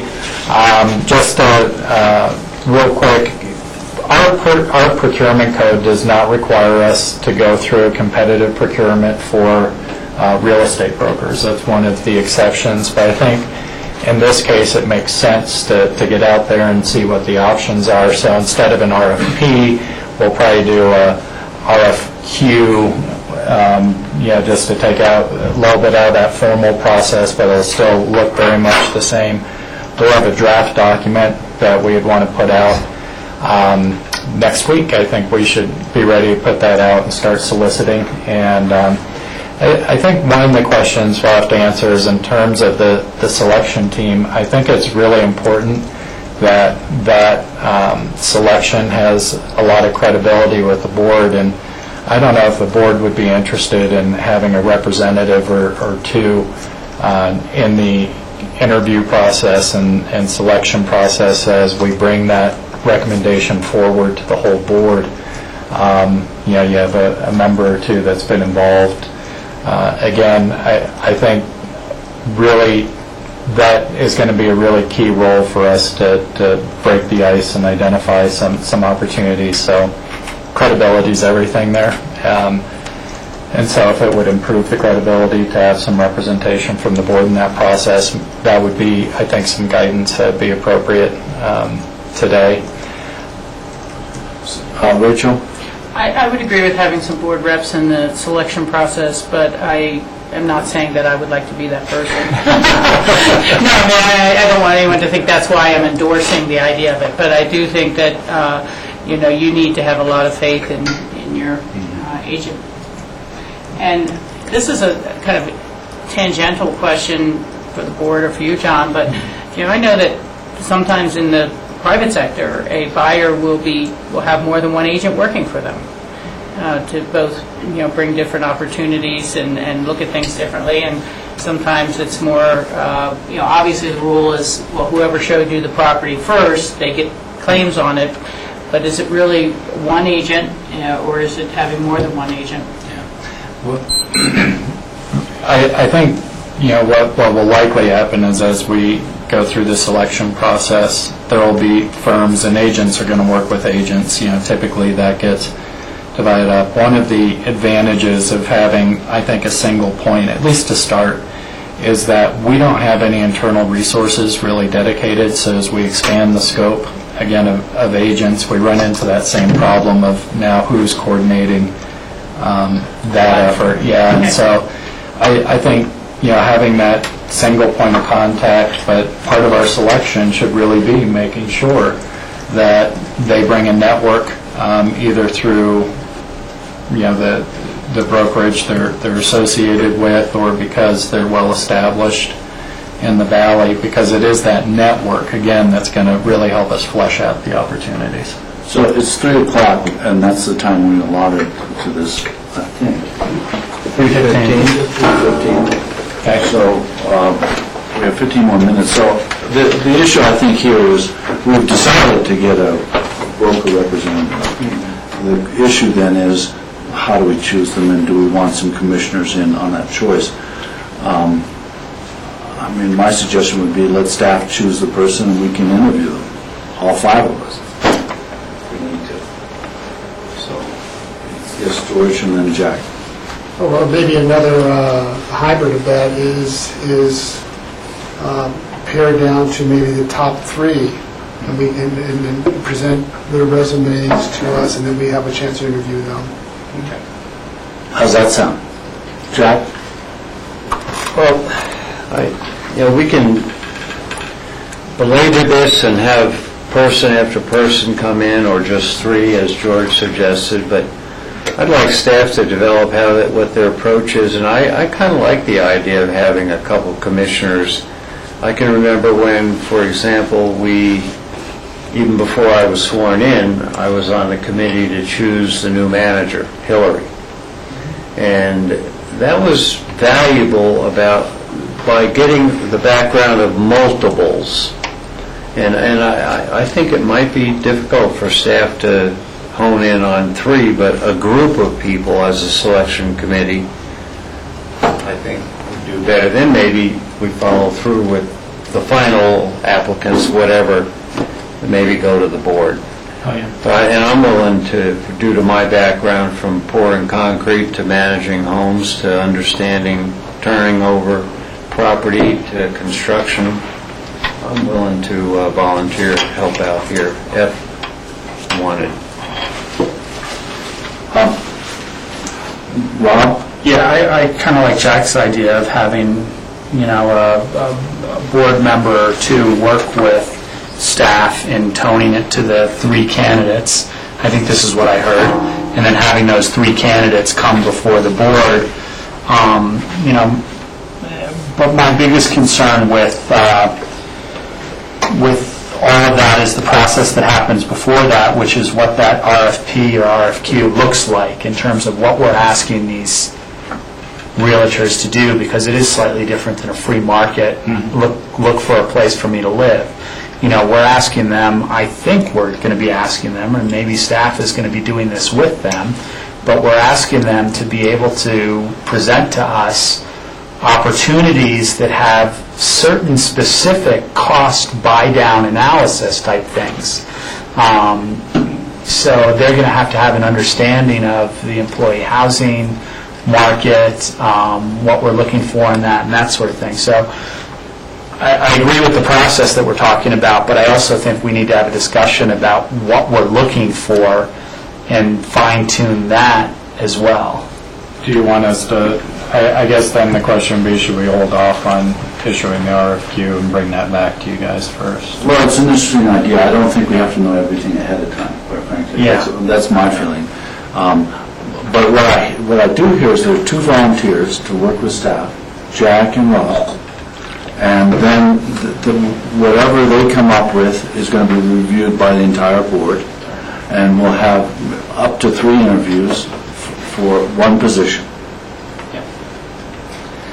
Yes, Rachel. One last question, or maybe not, but is that agent going to be publicly acknowledged as the county's agent? And will that put them at a disadvantage for any, pricing that, when we say, no, we don't want that, they go back and say, well, my investor doesn't want that, but they'd buy it lower, here's their counteroffer. And it's like, well, hey, it's Picken County, they got $10 million to spend.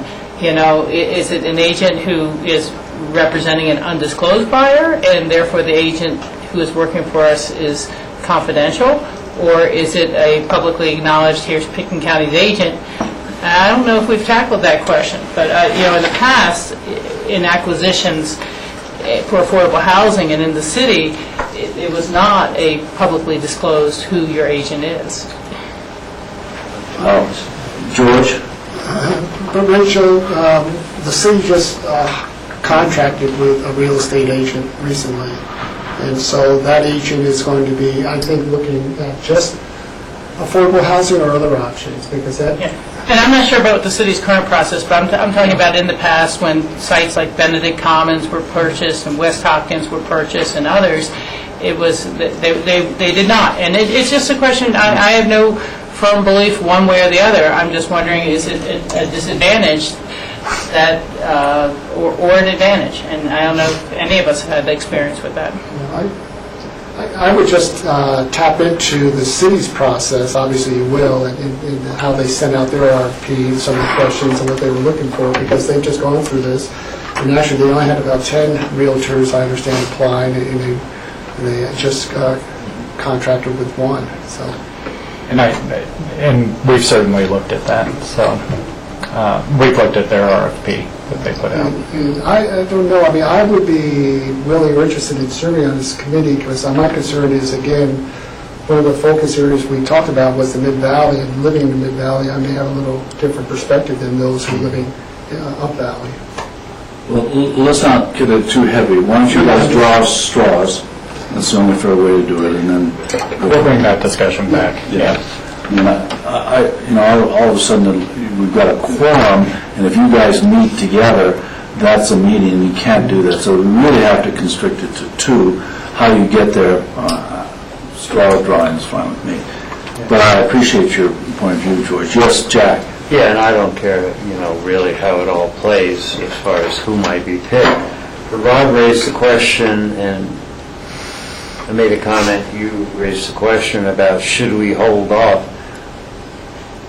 I don't think you should hold off. I think we should move forward. I have enough confidence in staff that they've done their homework to come up with this, and if somehow we run into a roadblock, well, we'll take it then, but why not initiate the process now?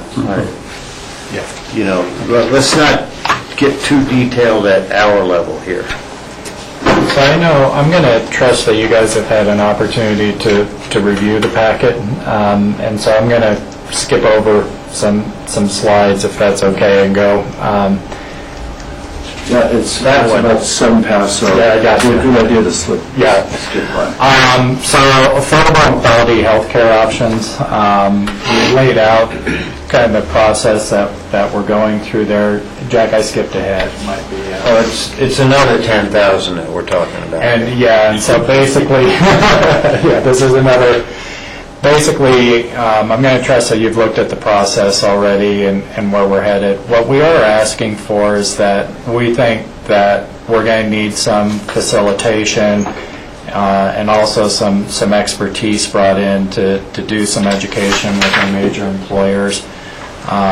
We're asking for permission to use up to $10,000 from the Strategic Initiative Fund for those purposes. I will say that we are looking at May 24th right now, doing a community education and planning process. Not community, it's with the 5 major employers. What we will be looking for, and I don't want you to decide this now, is, again, I think it'd be good to find some representation from the board that's interested in this topic that may want to get more educated and participate in that process. So maybe the 3 that were interested, one can get the short straw and go to healthcare with me. I guess what I'd be looking for is, 1, if you have questions, and 2, if you would approve us using up to $10,000. Again, I don't have a specific dollar amount request, but I'm anticipating we will have them as we move forward. Jack? Yeah, I think this is an area that's probably, they're all important, but this is really hugely significant for the organization as well as the community, because I think we would expand, make opportunities available for general members of the community down the road. But this is a must. From what we did with budget, etc., what you had mentioned to us, we need expertise here. For example, I'm, in only my own specific way, a little disappointed at the ski company, because this process isn't in the works. The ski company has now gone out and restructured their whole healthcare program. And it's a shame that we weren't ready. Well, okay, but that's just a reality. We need to move this forward because the cost of providing health care, I believe, under the current reality in America, is going to be so excessive that 25% we pay in benefits could go to 40% the way things are in X amount of time. So let's get after this. I don't know how you'll choose. Is Quality Health Network the specific consultant? Yeah, so right on. I'm glad we already have that person. I think let's get to it. And Michael, may I, and I want to at least ask a question, because John jumped. On the $10,000 for the study of federal housing programs, does it not make sense to first go to Garfield County and get background? Because they have 400 and something people, they must be understanding what this program is. So let's get at least a little initial information. I'm hesitant to spend anywhere near this or even half this money. We ought to be able to get some basic info and then understand what steps we need to take. And I supported getting a consultant, I assure you, because this is out of our expertise. Yeah, and again, Jack, I think that's the top end of what we'd be looking at. We've got to do some research to scope it, and we do that. But again, to give you an idea, I think of where we're standing with our strategic initiative fund, I think that's a number gives us a little bit of wiggle room. Well, because we have money doesn't mean that we have easy access to that money. That's, you got to meet the challenge about understanding what the next steps are before we decide to allocate money. I understand the program. It could be that much. Yeah. But you've got to then demonstrate why. Right. Thank you. Appreciate it. So Jack says we must do the $10,000. That's Remember Rachel said 3 to something, and I said half that. well, okay. Let's make this say again. Jack thinks it's a very important initiative for us to take on this community health care planning, and I can't help but agree strongly with Jack. Does anybody disagree with that? Okay, So the focus area, I know I'm running out of time, I'm feeling the pressure, Michael, is the community outreach and input. And again, this is an area that's just part of the values. This, of course, what we're recommending here isn't everything that we do. We have a pretty robust outreach program, but there were some things that we talked about specifically, either during budget or during the retreat.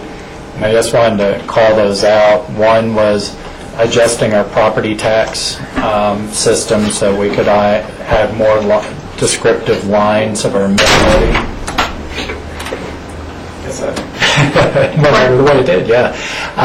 That we could add more lines to our descriptive lines to our mill levy. We're guessing that's going to come in just under $5,000. We have to do some reprogramming and such.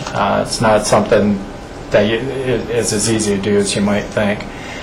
We also had talked, the county used to do, I think, annually or maybe even twice a year, a big insert into the newspaper that would also get handed out that explained the mill levies program.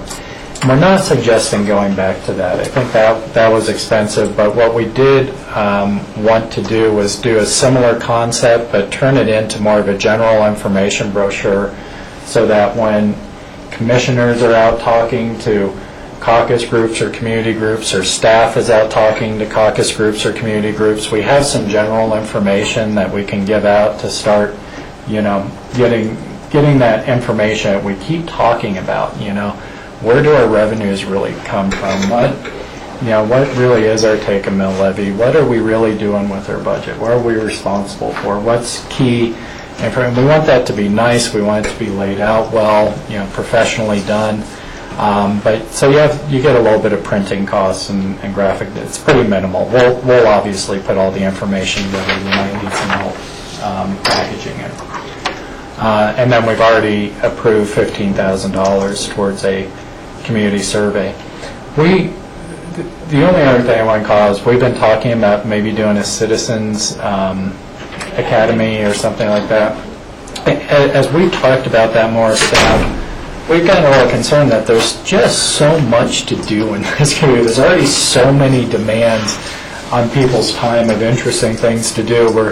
Before we go through the whole process of putting the Citizens Academy together, we thought a good interim step would be to reach out to community groups with a 15, 20-minute intro of a County 101 and then a topic that they might be interested in. That's a hot topic. It might be the airport, it might be roads, it might be something else. And kind of getting a sense then from folks, what would you be interested in knowing more about and developing that, seeing if there's any real interest in doing that broader concept.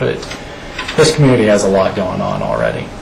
So, John, one area of concern that I would have is how does our web pages, how do they serve the community knowledge, and are they actually achieving that?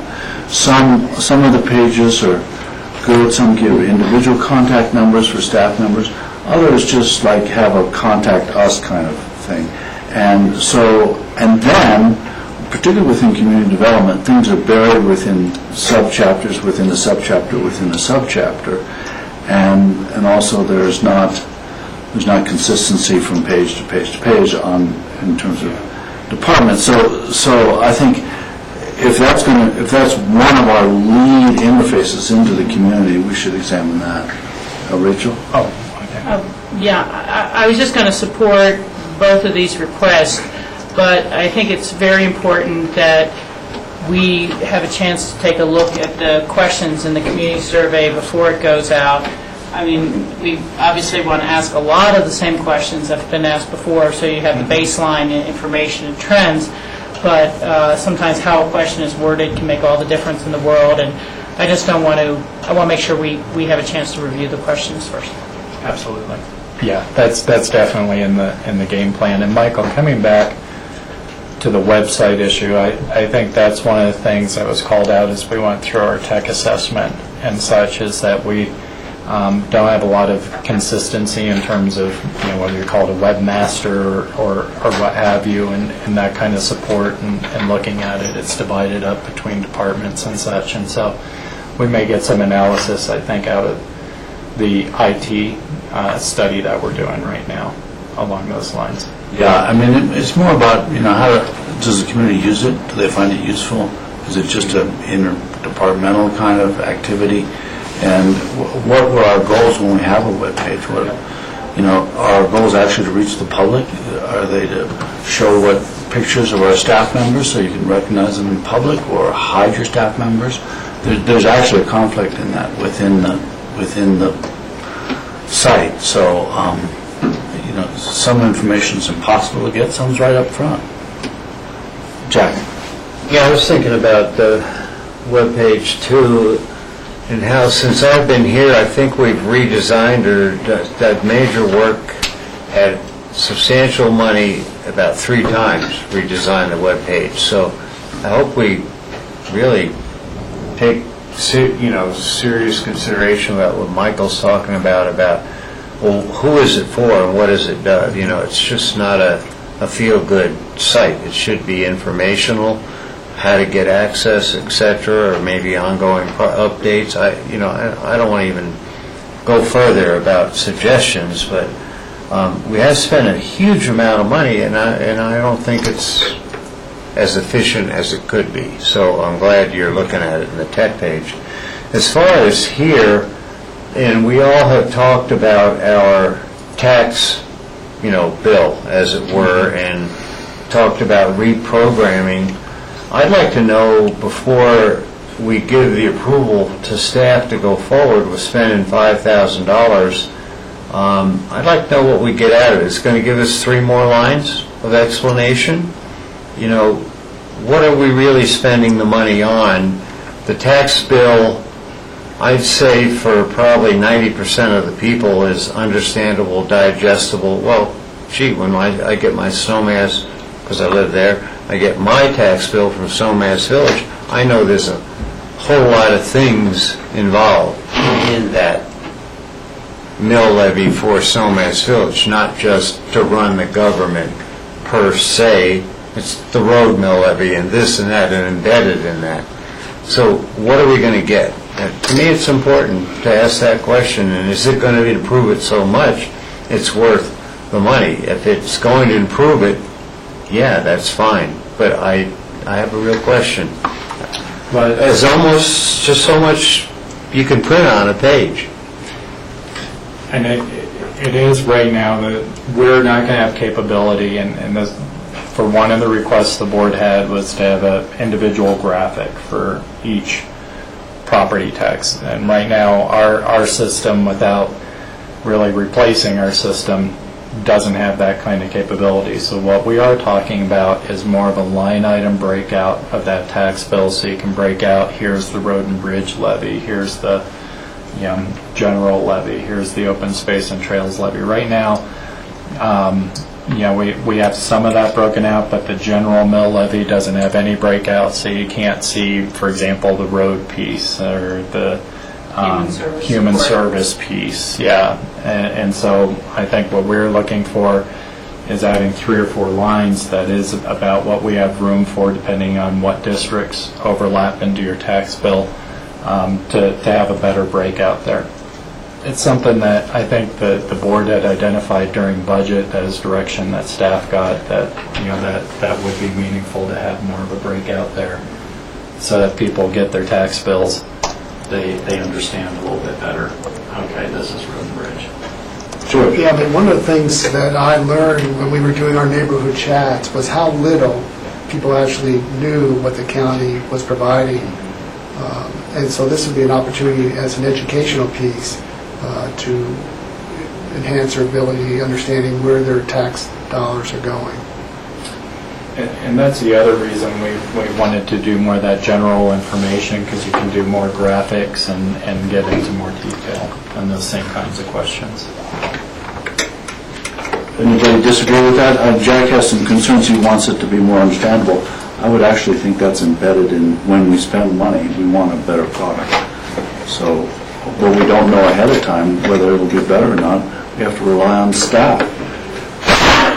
Well, only ask whoever's going to do this to tell us exactly what we're going to get, or has that occurred? I think it's an exploration. All of this is an exploration, it seems to me. And we will have final say on what it looks like or whether it's worthwhile. So, Rachel, just hold on to that. Rachel?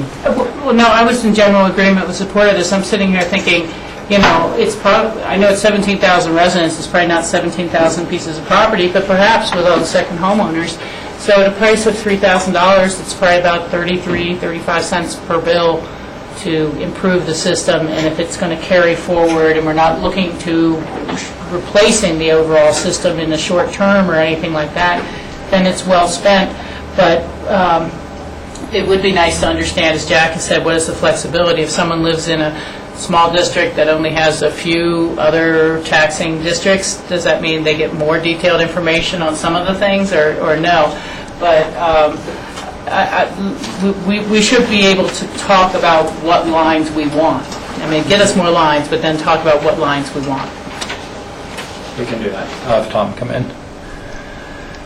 The last area is really one that I think we call out, we need some more workshop time on to really, this was a discussion that evolved towards the end of the retreat, and that turned into our sixth focus area about those threats to quality of life, and we talked about it in terms of federal lands, and how we're spending more time with like BLM resource management plans or EISs, which we're about to talk about, and those sorts of things, and are we well positioned there? And I think we've had some realignment in ComDev, where particularly Ellen is taking that on.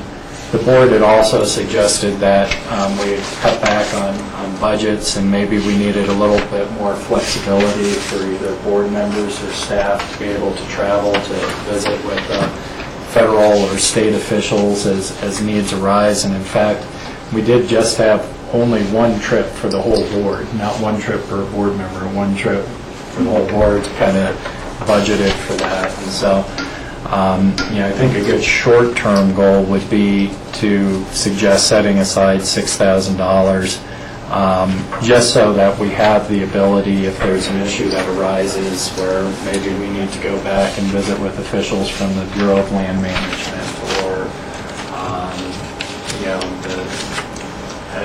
another federal agency or state, that we've got the ability to do that and not feel like it's a budget should be getting in our way of those bigger policy concerns. So, does the board feel comfortable with that, Jack? Yeah, I'm supportive of the idea of linking, more linking with federal, state, whatever. But my question is, because my understanding is we, as a board, now, I know staff has their training and travel also, but as a board, we don't expend our budget, our whole budget. I'd like to just check on that before we allocate more money, because, well, anyway, when we did some line item work a few years ago, I thought it showed that we didn't expend. You guys don't expend all your funds typically on the in-state travel, Jack, and how I would see this is more kind of a waterfall or cascade. So if you did use up that travel, but we still had needs out there, then we could dip into the Strategic Initiatives Fund up to $6,000 to supplement that.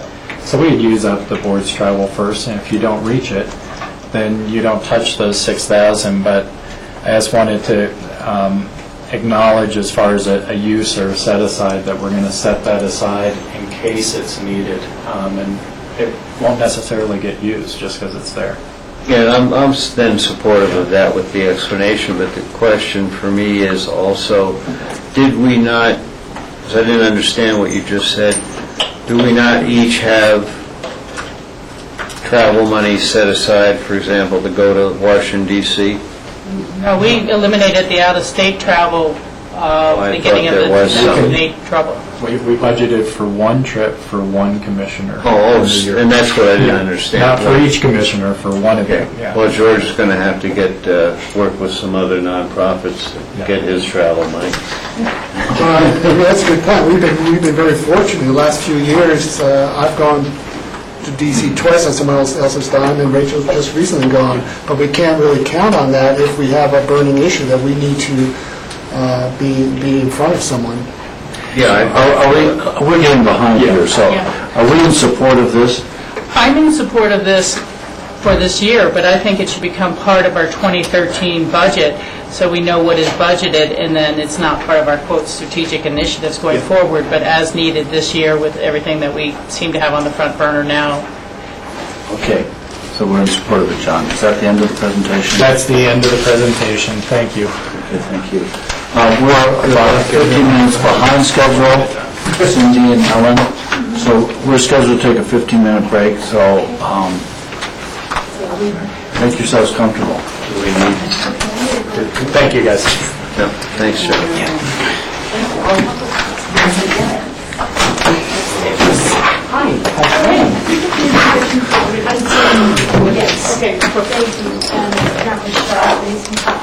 Yeah, we have copies for...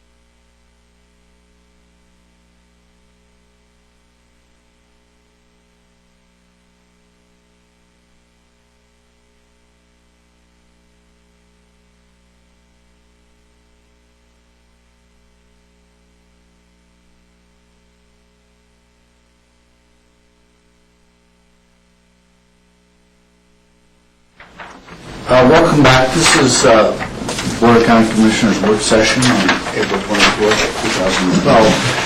Quarter 4, we're a little behind schedule, but we're going to review our MRIs now with the lead-off on BLM leasing for oil shale and tar sands. We have members of the planning community development here with us, Alan Sassano, and is Cindy going to come forward, or are you just here to... I'm doing an audit and prepared to be Alan's backup. So, Alan, you're going to take the lead on this. Yes. Thank you. Yeah, thank you, Michael. The Bureau of Land Management has published a draft environmental impact statement to assess the potential positive and negative environmental, social, and economic impacts of allocating lands available for future leasing for oil and tar sands development. And the EIS covers it covers a large area. It covers the states of Colorado, Utah, and Wyoming. The comments that we'll be making on the EIS are just contained to the state of Colorado. And in the state of Colorado, oil shale is really the going commodity, so comments are also limited to the topic of oil shale. The area that is affected in Colorado is the Piceance Basin, so near the town of Rifle and in the area of Grand Junction, Mesa County. And so they actually will be dealing with the ramifications of the results of this environmental impact statement. This EIS is actually a redo of an EIS that was done in 2008. There was a legal challenge to that EIS, and this is in response to that legal challenge. Basically looking again to see if the lands that were going to be available for leasing in 2008 should continue to be available based on the development of the technology of industry and potential impacts associated with development. So let's see. There are four alternatives contained within the environmental impact statement, and staff has recommended alternative 3, which is the most restrictive of the 4 alternatives.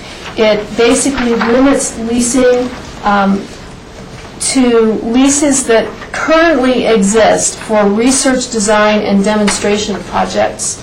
There are 5 of those existing, actually in the Piceance Basin, and 2 that are under consideration for leasing, also in the Piceance Basin. And this particular alternative would only allow those research and design projects to go forward. No commercial leasing would be available on those particular projects until they have proven technology and impacts after some time. And this alternative is not actually the preferred alternative defined in the EIS by the Bureau of Land Management. Their preferred alternative is alternative 2B for oil shale leasing, and it is similar to the alternative that we're recommending, but somewhat different in that it would allow leasing on a slightly larger area, and so it's not quite as restrictive as, without going into great detail, quite as restrictive as the one we are supporting, assuming you go with the recommendations that staff has made. There is a comment letter in your packet, and what I'm looking for is your response to the comments that I put together. Comments are due on May 4th, unfortunately, and so we'll have a fairly quick turnaround in the event that you'd like to make changes. In addition, I don't know if Rachel's going to want to touch on this, but she received a request today from, from Bill Dvorak, is that how you pronounce his name? Requesting that the board consider signing on to a letter. I believe you have a copy of the letter. Does everyone have a copy of the letter? Yeah, I just passed them out to people. And basically, Mr. Dvorak is looking for signature by several different counties, Western Slope counties and other counties, in support, and the letter basically is almost identical to the letter that you have in your packet. Doesn't really differ much in terms of what it's supporting. It does support more research, design, and demonstration projects before any commercial leasing is issued by the BLM. I believe that's the tenor of the letter. This letter though doesn't suggest an option. It does not. True. While it is very similar to the recommended comment letter in your packet, it doesn't specify an option. It just simply says that any option should really be premised on research, design, and demonstration projects before. And Alan, as you said, that's the BLM's preferred alternative 2B could be interpreted that it speaks to this letter as well, but what you're suggesting is we're looking at 3B. That's true. So it is similar. It is not exactly the same as the comment letter in your packet. But this letter is also accompanied by a letter from the city of Rifle that has been drafted to the BLM, and that letter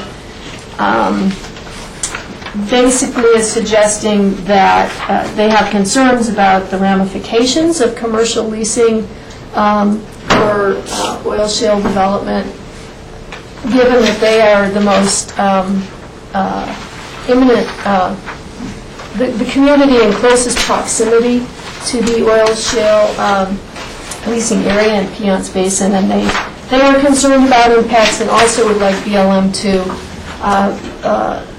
be very conservative and look at these demonstration projects before issuing commercial leases. They also say that they would like the federal government to consider providing some funding to local communities that will be affected by impacts. Rachel, you had a comment?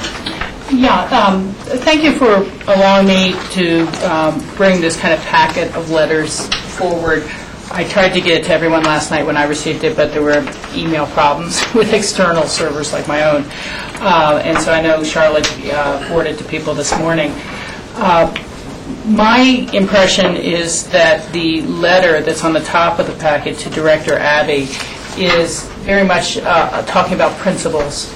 It's not about selecting an alternative or saying there should be an alternative, but just the principles under which the BLM should be scrutinizing this. And it is, Phil is with, I think, the National Wildlife Federation, and they had given us a presentation a year ago, maybe 18 months ago, about the impacts of both oil and gas and oil shale on wildlife herds and wildlife areas. And so he had approached and spoken with our board before. And his email, and I think he also included to Jack, probably it's just two people he had hit our business cards or something, but saying please forward to your other commissioners, and also that, here take a look at the type of, kind of flaming rebuke of the BLM that Mesa County has put forward, and that they, as a wildlife federation, are trying to gather signatures on this letter to go out at the end of this week to be able to say, look, there's a lot of leaders in these states who believe differently, who think there are greater principles at stake here. And so I do think that separate from our own comments, it would be valuable for us to sign on as individuals. I even saw a Grand Junction Sentinel editorial saying that the letter that their county commissioner sent was a little, their resolution was a little over the top and premature to say, let's lease all these lands before we really even know the impacts.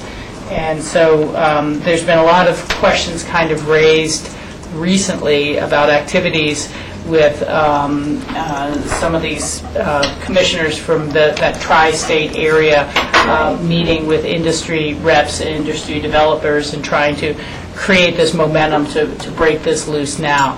And so I'll finish by saying I think it was great that Secretary Salazar reopened and made them do a second PEIS. The first was, not even based on knowing what technology was going to be used, and it was a very big hurried push to lease massive amounts of federal lands in the West for oil shale and tie it up forever without any stipulations whatsoever of how to deal with the issues. And so I am very supportive that the process has gone this far. I like your recommendations fully. I would like to, at least being me, break out that first paragraph into two, because I think that specifically the one you're endorsing gets a little lost in the larger paragraph. I think that at whatever point we're declaring our alternative that we are endorsing, it should be kind of the end of its sentence, rather than or at least we should close again at the very end to say, for all these reasons, this is why we endorse alternative 3. In the second paragraph there? Yeah, that second paragraph, it gets a little lost. And it says that it reflects our recommendation, but it doesn't say the words "we endorse it." Type of thing. But let's wait before we start changing things, because I'd like to get board consensus on that issue. So Rachel's suggesting that we at least repeat or emphasize our position for alternative 3, and she's suggesting we repeat it again at the end of the second paragraph. Are you okay with her? Is that Jack? George? More than a thumbs, if I might. I really appreciate the letter. Again, Ellen has done a fantastic job going over all the things that we've been together about with the resource management plan and reinforcing things. And in particular, I like the sentence on the last page that says, also consider to what extent the production of oil shale will prolong our ability to use fossil fuels. I mean, isn't it all about fossil fuels? So, Jack, the question in front of us, I'm trying to move through this, is Rachel suggesting that we repeat our preference for alternative 3. I appreciate your comments, but I'd like to move through it in a logical kind of way. So, are we cool with that? You sort of indicated we were. George? Yes. And Rob? I'm very cool with it, but I also want to understand it a little bit more, so I'm just going to ask the question here. The alternative 2B, which was the BLM's recommendation, correct, is 35,000 acres of land that are available, 26 of which are already leased for this conditional lease of RD&D. There are an additional, the difference between the two of those is about 10,000 acres, and those acres are acreage outside of the conditions in alternative 2A, which alternative 2A says that is the conservation focus alternative, which are areas the BLM has identified as having wilderness characteristics, sage grouse habitat, areas of environmental concern, and areas excluded from alternative C in the 2008 PEIS. So my question is that, why are we going with the alternative 3 as opposed to the BLM alternative? Because I would think our concerns would be, is our approach the least amount of acres as possible, or is our approach the acres that are outside of habitat that could be dangerous? Both? Both. Okay. Yeah, the alternative 3 limits leasing to only those leases that have been issued specifically, existing leases that have been issued specifically for research, design, and demonstration, with the exception of the two proposed leases that are in the pipeline. So it just narrows the scope to that extent, which is the greatest extent it could be narrowed. But alternative 2B also limits to, would only be available for RD&D leases. But it's a slightly larger acreage. It's not just those that are existing. So there's some additional acreage added to those that currently exist. Sure. I'm just trying to get to a philosophy point here. Okay. Which is our philosophy the least amount of acreage no matter where it is in the world? Or is our philosophy the most protected? Because we live on fossil fuels. I'm not saying that we want more. I'm just trying to get to what our philosophy is. So in the middle of the Sahara Desert, should we not have fossil fuel production there because there's no habitat there, there's no whatever? I mean, what is our philosophy here? Because they're both RD&D only. One is just recognize that there are 10,000 acres that are not those sorts of wildlife habitats that we've fought for to protect, those sorts of things. And one is saying only the existing leases that are already out there. I think it's just that until the technology has been established and impacts studied and understood, that there should be no net increase in acreage available for any kind of leasing. Okay. So, but Rob, let me point out that the community development doesn't really have a philosophy that is separate from our philosophy. Well, that's what I'm asking. What's our philosophy? Well, yeah, but you were asking Ellen. I didn't see you asking us. So although Ellen can clarify what those alternatives are, I think you should address it to us. Jack, do you have a response for that? Yeah, I'd like to try to hone in on the difference between preferred alternative and number 3. Both of them are ARE, RD, and D. Yeah. But I'm inferring that alternative 3 says only it's limited, future commercial development is limited to RD and D. That's what, it's not a matter of only 10,000 acres, but it's also a matter of that there's no commercial expansion. I just don't know how I'm trying to define this. It's limited in acreage, but also you can't go outside of the RD and D leases, correct? So is it the only difference 10,000 acres? Because what I want is, no, you can't commercially develop it. You can, the people who have done the work through RD and D can move forward with only research and development, not commercial leasing. I'm confused. Hold on. Let Jack and Ellen sort this out. Yeah. So is there a definition? The alternative, both under alternative 2B and alternative 3, there will be no commercial leasing until research, design, and demonstration projects have proven impacts, and there's a decision made on some standard that then commercial leasing is available. So both scenarios don't allow commercial leasing until the RD&D phase is done. Under alternative 3, there are 10,000 acres less involved in that alternative because alternative 3 only includes existing RD&D leases and 2 proposed RD&D leases in the pipeline.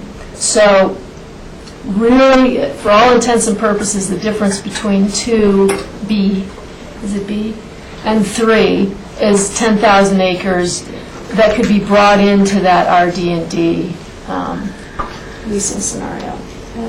Oh, hold on, Rob. Thank you. Because you've... I clarified. Yes. I just want to clarify that.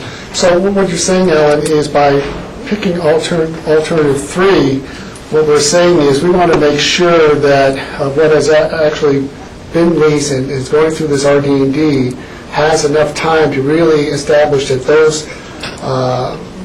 those monitoring systems and those best practices are actually upheld and actually work before allowing additional lands to participate. So we want to sort of use this as sort of our test model area, and if all goes well here, then perhaps, but otherwise, if we pick alternative 2B, we're saying, well, we'll let you use another 10,000 acres and experiment as well. That's an excellent clarification, and thank you. Yeah, and I mean, you should point out here that they have not found an economical way to extract any kind of fuel from oil shale. And it's still up in the air, and has been up in the air since I was in college. They just don't know how to do it. And that's why there have been this cycle of boom and bust, because these companies, depending on the price of petroleum products, abandon this research in mid-stride and leave communities sort of holding the bag. So adding another $10,000 acres to that gamble on the part of petroleum companies doesn't seem to make sense at this time.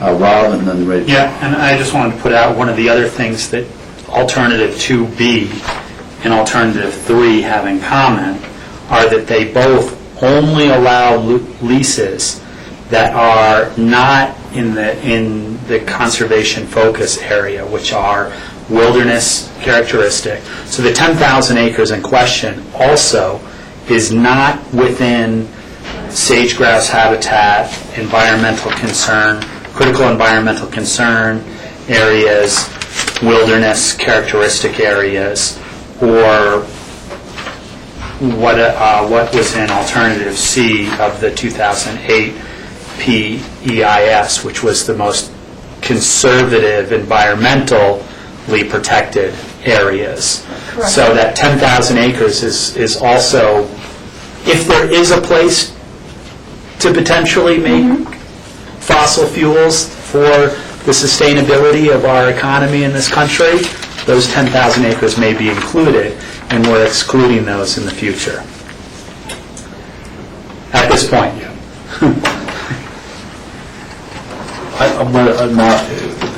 Are you arguing philosophy? No, What are you arguing? I'm just saying I agree with the philosophy that we should start small, but I'm also recognizing the point, as we also stated in our letter, that, I forget where it was in here, but the demand for fossil fuels directly related to consumption, and therefore is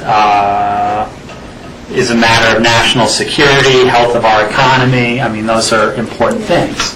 So I want to be clear that we're going forward saying that fossil fuels are a part of our economy, local fossil fuels are a part of our national security, and we're just doing this so that they take the proper measures to determine what's not going to be environmentally unsafe.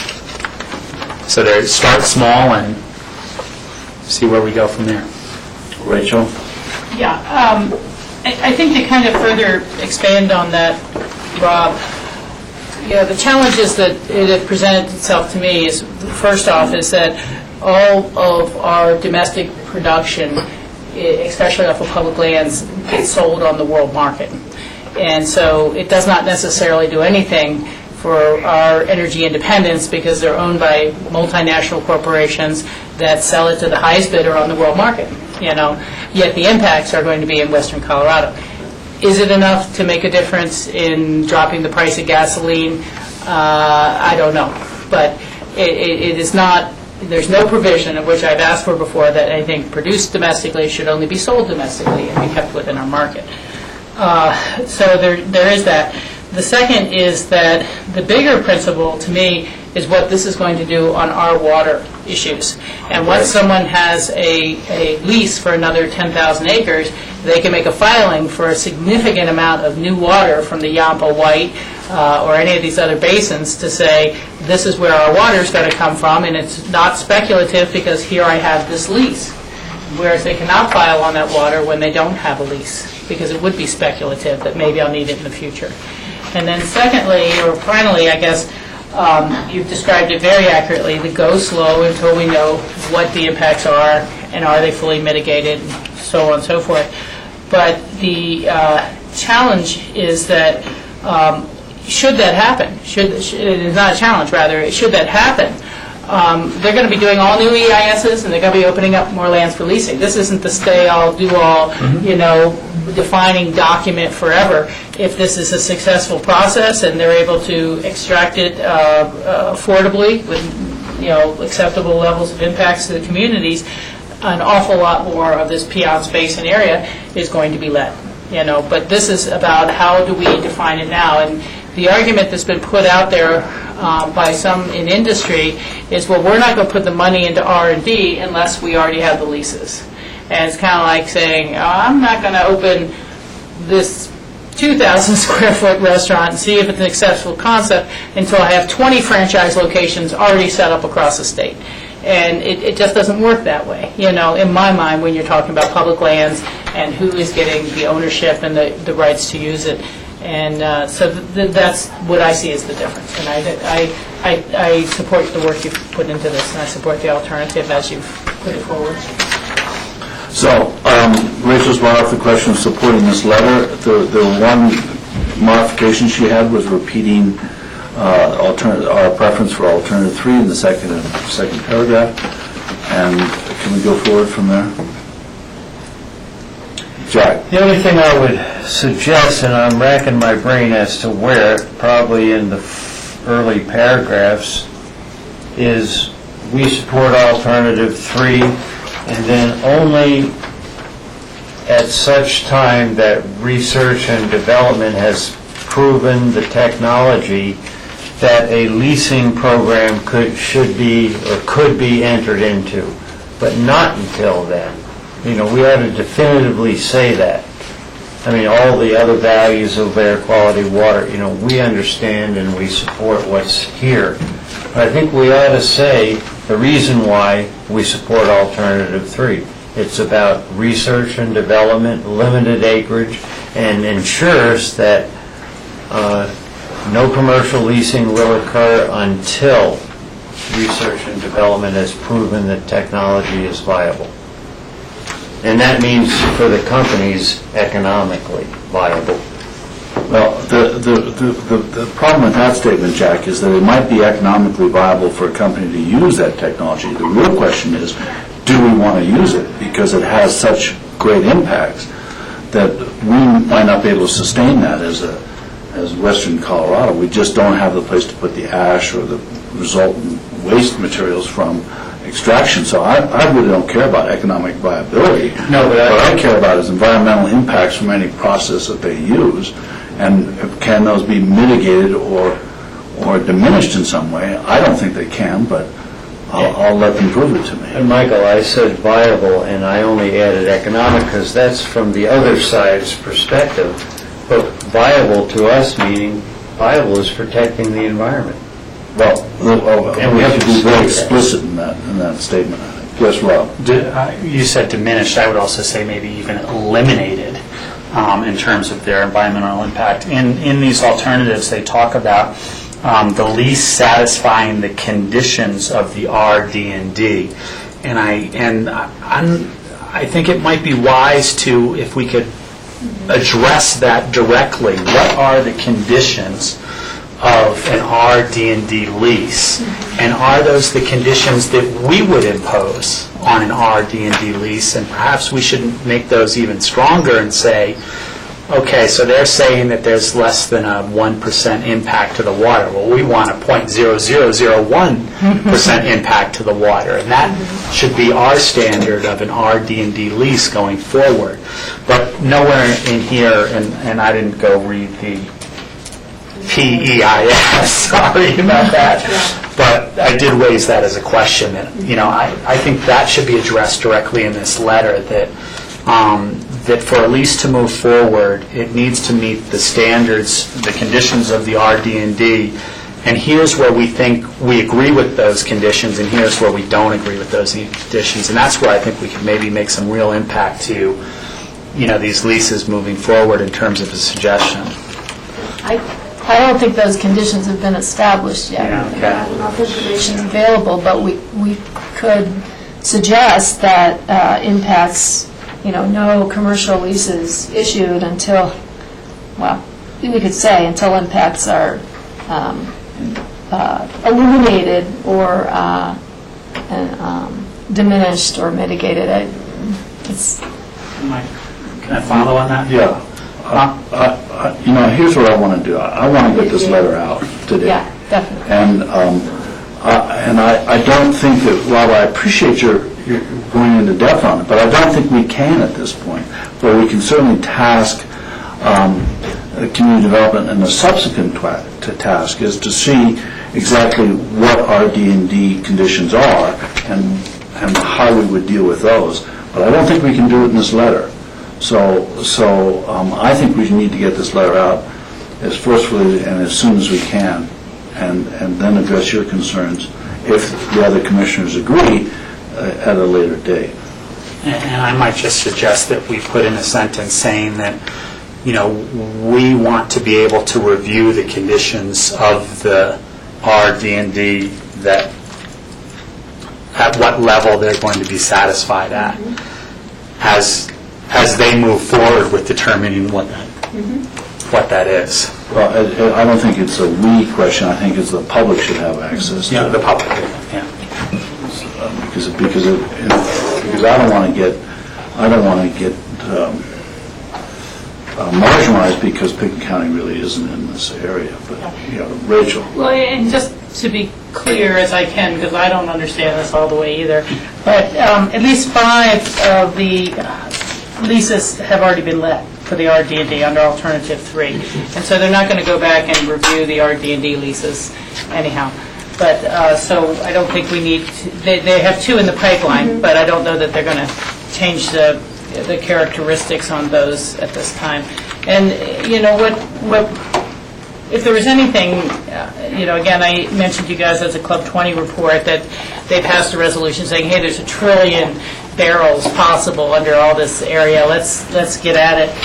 And I don't know if we have it in our letter or not, but how do we begin to understand or mitigate the impacts of 1 trillion barrels of fossil fuels releasing of carbon into the atmosphere?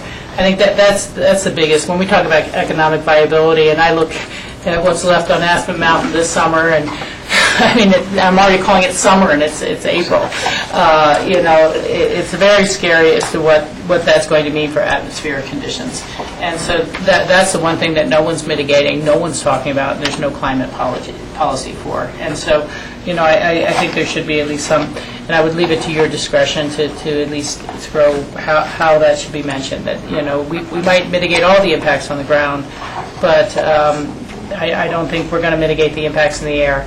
And through the water roundtable, there was an energy impact study to understand energy impact demands on water.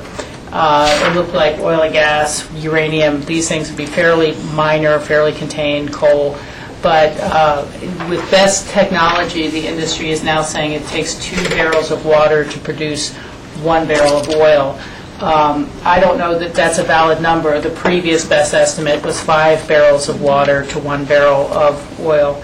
They also believe that to get to a level at which it's considered to be commercially viable, you're going to want to get to around 500,000 barrel production a day.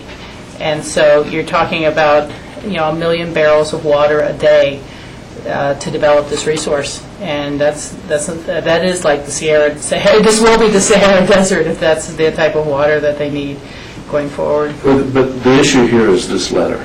And I think, Roger, you bring up some good points, that we actually don't know what those impacts are. In theory, the RD&D will start to outline what those impacts are, because they're going at it from the point of view of how do we economically get it out of the ground, produce it, and then what are those impacts. And we'll see within those RD&D projects what that is. Subsequently, we can start to tackle the questions of water consumption, environmental degradation. We can't do it in this letter. Okay. So let's get this letter out. Yeah, I mean, I support getting this letter out, just with the little addition of reinforcing, restating the alternative that we want. I think we picked an alternative, and we've given very good rationale in many different areas of why we picked that alternative, and we're on the record. Then we can always follow up, and I'm sure we'll have an opportunity to follow up down the road. And I think the thing to do, I mean, if we're really interested in oil shale, is to get experts to come in front of us and tell us what they think the economic viability, what the environmental impacts are, because there are experts out there on that subject, and we can get more informed as a board to address, because it's a coming challenge, and we need to know what those challenges are, but we're going to only get it from experts. So I would suggest we do that. Jack? Yeah, and again, I agree with reinforcing alternative 3, but I think we need to make a statement, and then, now that I understand the difference between preferred and 2B, as it were, I mean, 2B, which is preferred, and 3, I think it's, no matter where it is in this letter, we need to state that for future leasing is to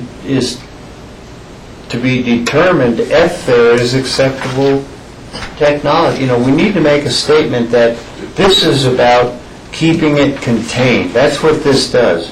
But we want to make a statement that any other leasing is a future process and not to be considered until R&D are done. Or Well, that's the basis of this letter, Jack. I know, but we need to say it in one sentence. I can see having that. That's fine with me. Okay. So there's a sentence element the board agrees on that we don't want any further leasing until we understand what this project is. Because I personally believe that this will never meet the standard. This is highly impactful. You want to talk about economic viability?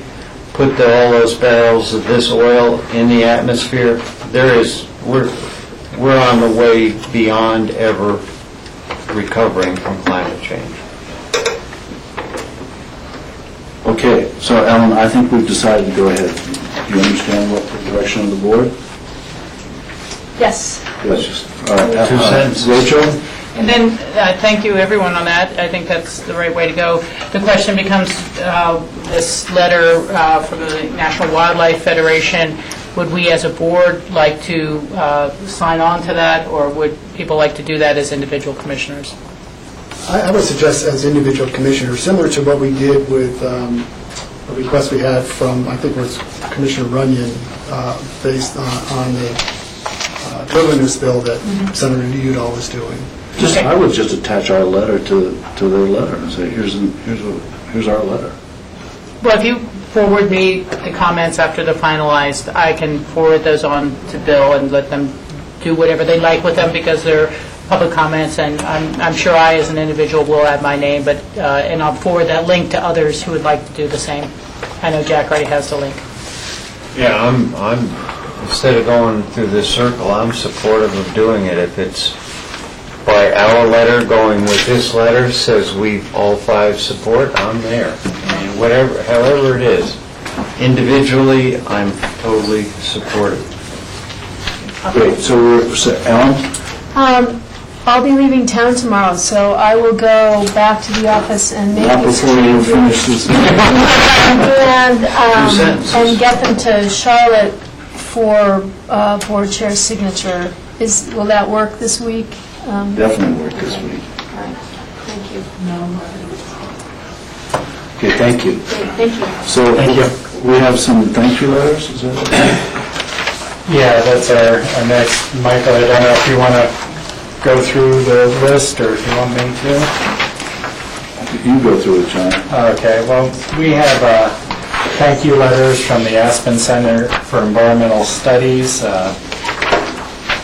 Planned Parenthood, and Shining Stars for contributions to from the Healthy Community. Great. And that does it for Memo of Interest. Okay. George, you have a question? Oh, I just want to say, because we're getting close to the discussion, I just want to remind John that I just sent it. Yeah. Thank you. You want to remind John what? I'd ask for John Ely to come down. I have an open discussion for him. Okay. So, we're through our MOIs, we're on future agendas. Yeah, just a couple of notes for future agendas. On tomorrow's agenda, under land use items, we had the Deadwood Ranch item. We just got a request to continue that to May 23rd, so we'll only have one land use item, which works out well because we're going to add some discussion to tomorrow's agenda in executive session. Can I ask a question on that? Yes. Thank you. You know, I'm okay continuing because an applicant is asked to continue, but I know that now we have at least 3 different land use items that have continued to the 23rd, and I don't know what else was already on the agenda of the 23rd. I don't want that to become overloaded. So let's make sure we can handle that. Staff thinks it's reasonable without going till 8 o'clock or something.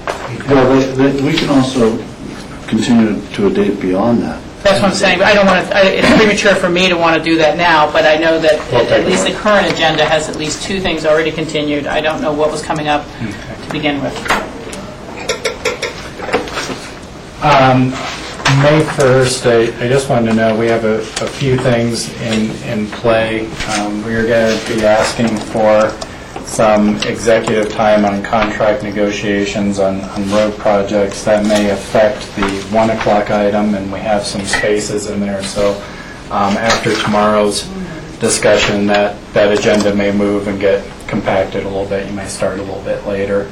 And it's not noted on here, but should be that I will not be here for that meeting. I'm going to a conference that we talked about down in Phoenix. Okay. Is that why you wanted the $6,000, John? That's a different. Probably a good time down here. Phoenix would be the place I would go. Right? Yeah. No, Anyway. Any other items? Yeah, other than that, just, as you go farther out in future agendas, obviously we have spaces to fill and such, and we'll be doing that. Okay. Any questions from the board? future agendas? Obviously, June 21st will be removed for the EOTC since we've got it also on the 7th. And a question for you, John, and this is, conceptual, I guess, planning way ahead. June 27th, we have a resolution approving the airport master plan update. And I'm assuming this work we're doing is an update, or is it the master plan? This is Beyond June 27th, that's probably going to get pushed back. The idea in our original project plan is we keep pushing that date back to bring a resolution forward, but that's going to get pushed back again, so. Yeah, and I would just clarify, I'm sorry to be, meticulous here or something, but what we're doing now is an airport master plan. It's not an update. We've done the east side layout plan. Since I've been here, we haven't done a new master plan. This is it. So I'd like to just clarify, maybe for everyone's iteration. Well, I think it's a... Go ahead. I think it is an update coming from Jim Elwood. Is that correct? No, this is a regular meeting. So we do have an airport master plan, and it is adopting an update to that master plan. Because we have to do that as a condition of our FAA grants. We update them, they recommend every 7 to 10 years or so. And I completely So lost somewhere the there's an last old one. master plan, which we all have lost sight because we've done all this other. Yeah, no, we're operating under an existing master plan. So that does answer that question. Yeah, and so, because on May 22nd, we have what is also called Airport Master Plan Update, and that's the work session. That's a work session, yeah. Great. That's all. And it is an update, too. Yeah. Okay. Any other concerns with the future agendas? Okay. Move on to open discussion. We've had a lot of good time talking about various projects and such that are ongoing, so I don't have many updates. I will say that we are in the process of finalizing the agenda for the joint meeting, and I will be able to bring that to you tomorrow with the final list of topics. Steve and I have had a chance to get together. And it looks, I think, pretty much similar to exactly what we talked about. So there shouldn't be any big surprises there. We're continuing to move forward with our information technology analysis, and then we've been getting a lot of information from you guys on our various updates and such. So I don't have a lot more than that at this time. Okay. Is that it? So the open discussion items? Rachel? Yeah, I have a real brief one before John comes out, if that's okay. We've talked about this before, that this is the 2012 is being proclaimed the year of water throughout Colorado because of a variety of different water anniversaries. And at the 1177 meeting in Glenwood Springs yesterday, Hannah Holmes from the Mesa State Water Center handed out a sample proclamation that various boards and commissions are passing. And I don't think it's urgent that we do it right away, but I think it would be good to maybe take this and then add a little more Pickens County flavor and localized impacts, and then talk about proclaiming, having that resolution come forward. So I wanted to just kind of ask the board if they would agree to support that coming forward. It's a way to both increase public awareness of the precious resource and talk a little about the different ways in which we can protect environmental health and stream quality in a low water year such as this. Okay with the board? I think so. Okay, great. Well, I will give that to John to get that kind of working. I do think it'd be good to maybe run it through Healthy Rivers and Stream Board first before coming down, so that if they would like to do the rewriting, that'd be good. Thank you. So, George, you had an open discussion item? Yeah, but now both Johns are not here, so, So you need them for the open discussion? well, I would like them to be here. Okay. I think John, J-O-N, went to look for J-O-H-N upstairs, so he'll be back shortly.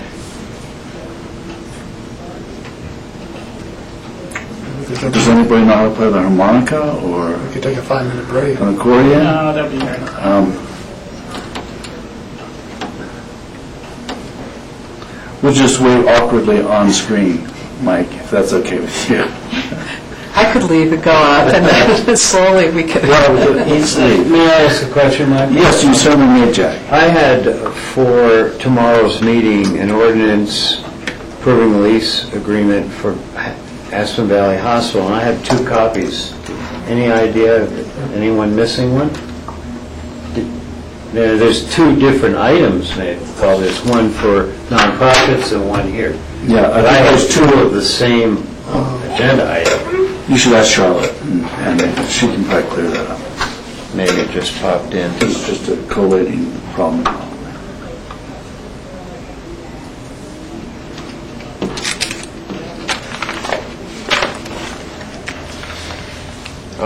Since we're filling in the blanks, may I, Michael? Yeah. In our latest copy of County News from NACO, at the back was pretty under the title of Financial Services, News, Innovation, Key to Survival and Prosperity. Of course, that's talking about counties. There has been move forward about a state association program database. So maybe we all might take a look at this article on the back page under Financial Services News. That's for the camera, wherever it is.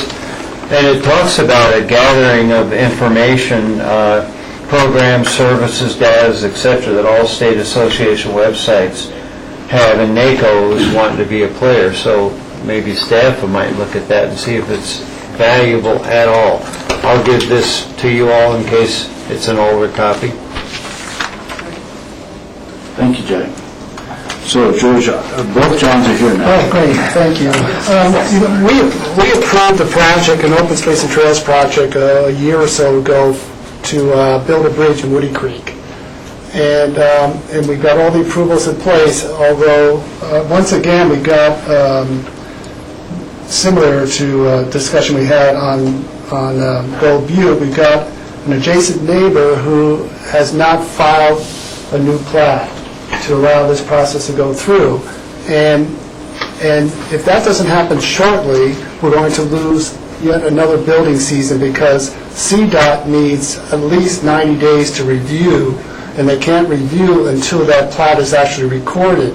So I wonder, John, if we can see whether you can communicate to the client's attorney to find out why they're not filing this, recording this updated plat that they've agreed to, but it seems like they're just stalling for whatever reason. You're talking about the bronze, I assume? I am.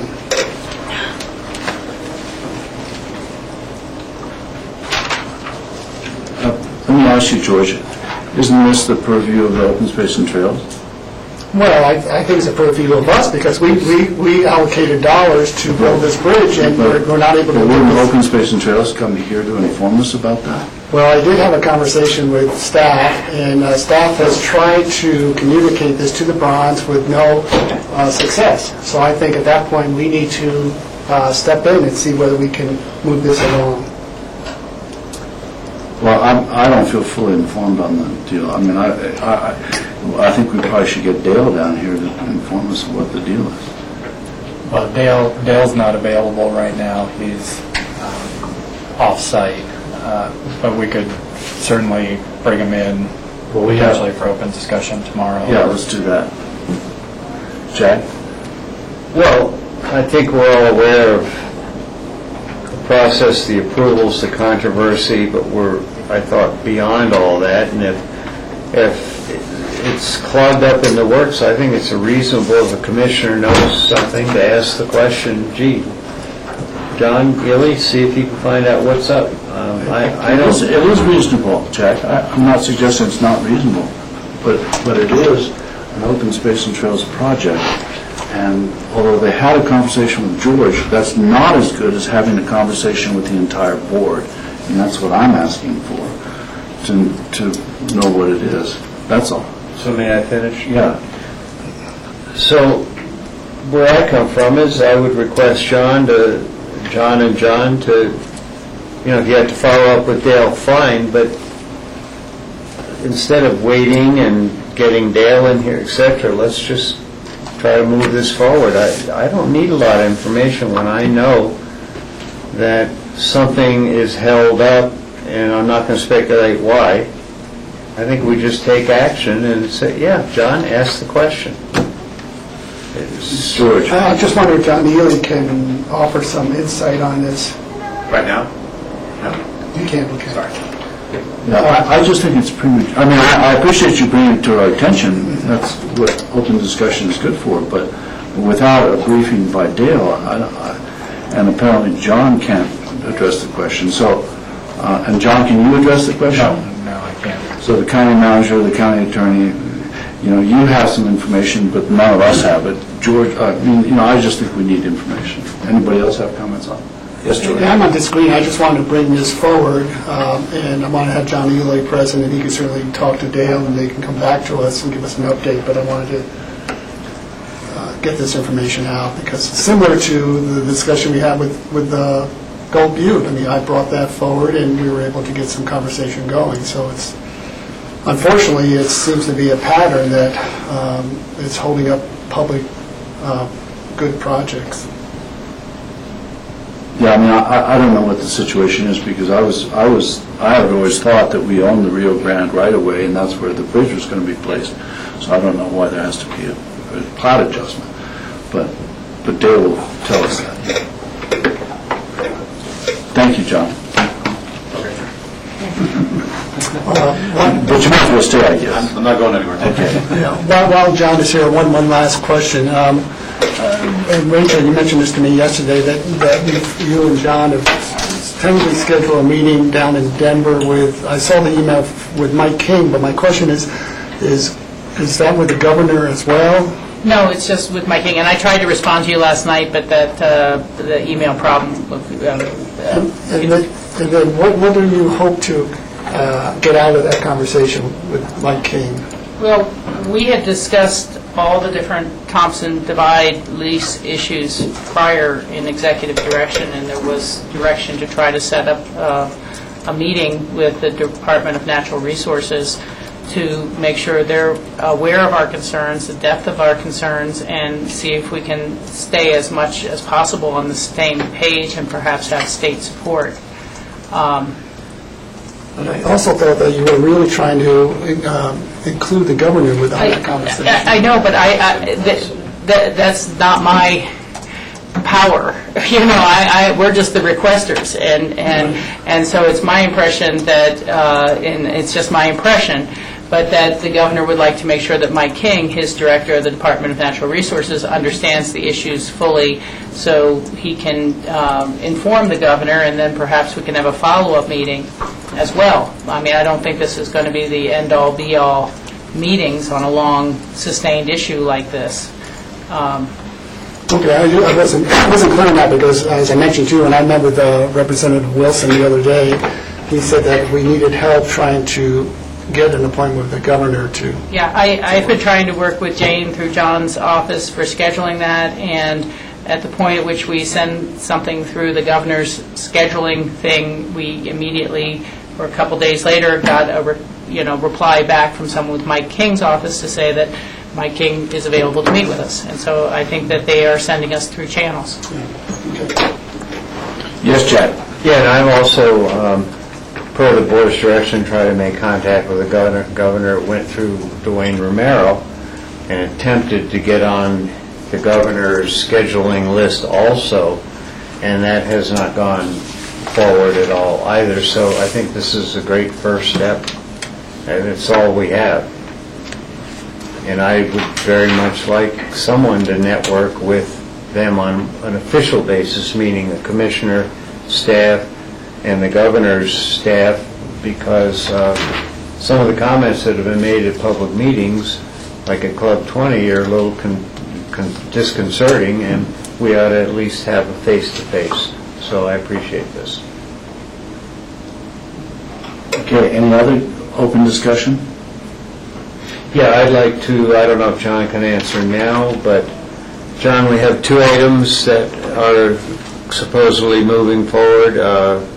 The licensing issue with medical marijuana, as well as Kutsabas, supposed to draft some, forward movement there, and whether it's exact or you can give us feedback now, just that they're moving forward, that's all I'm asking. Are they moving forward? Yes. To get on our agendas? That's One is on your agenda already. Oh, perfect, because I didn't see it, but I'm... Maybe 10, I believe. Oh, great. I hope it's not medical marijuana when I'm not going to be here.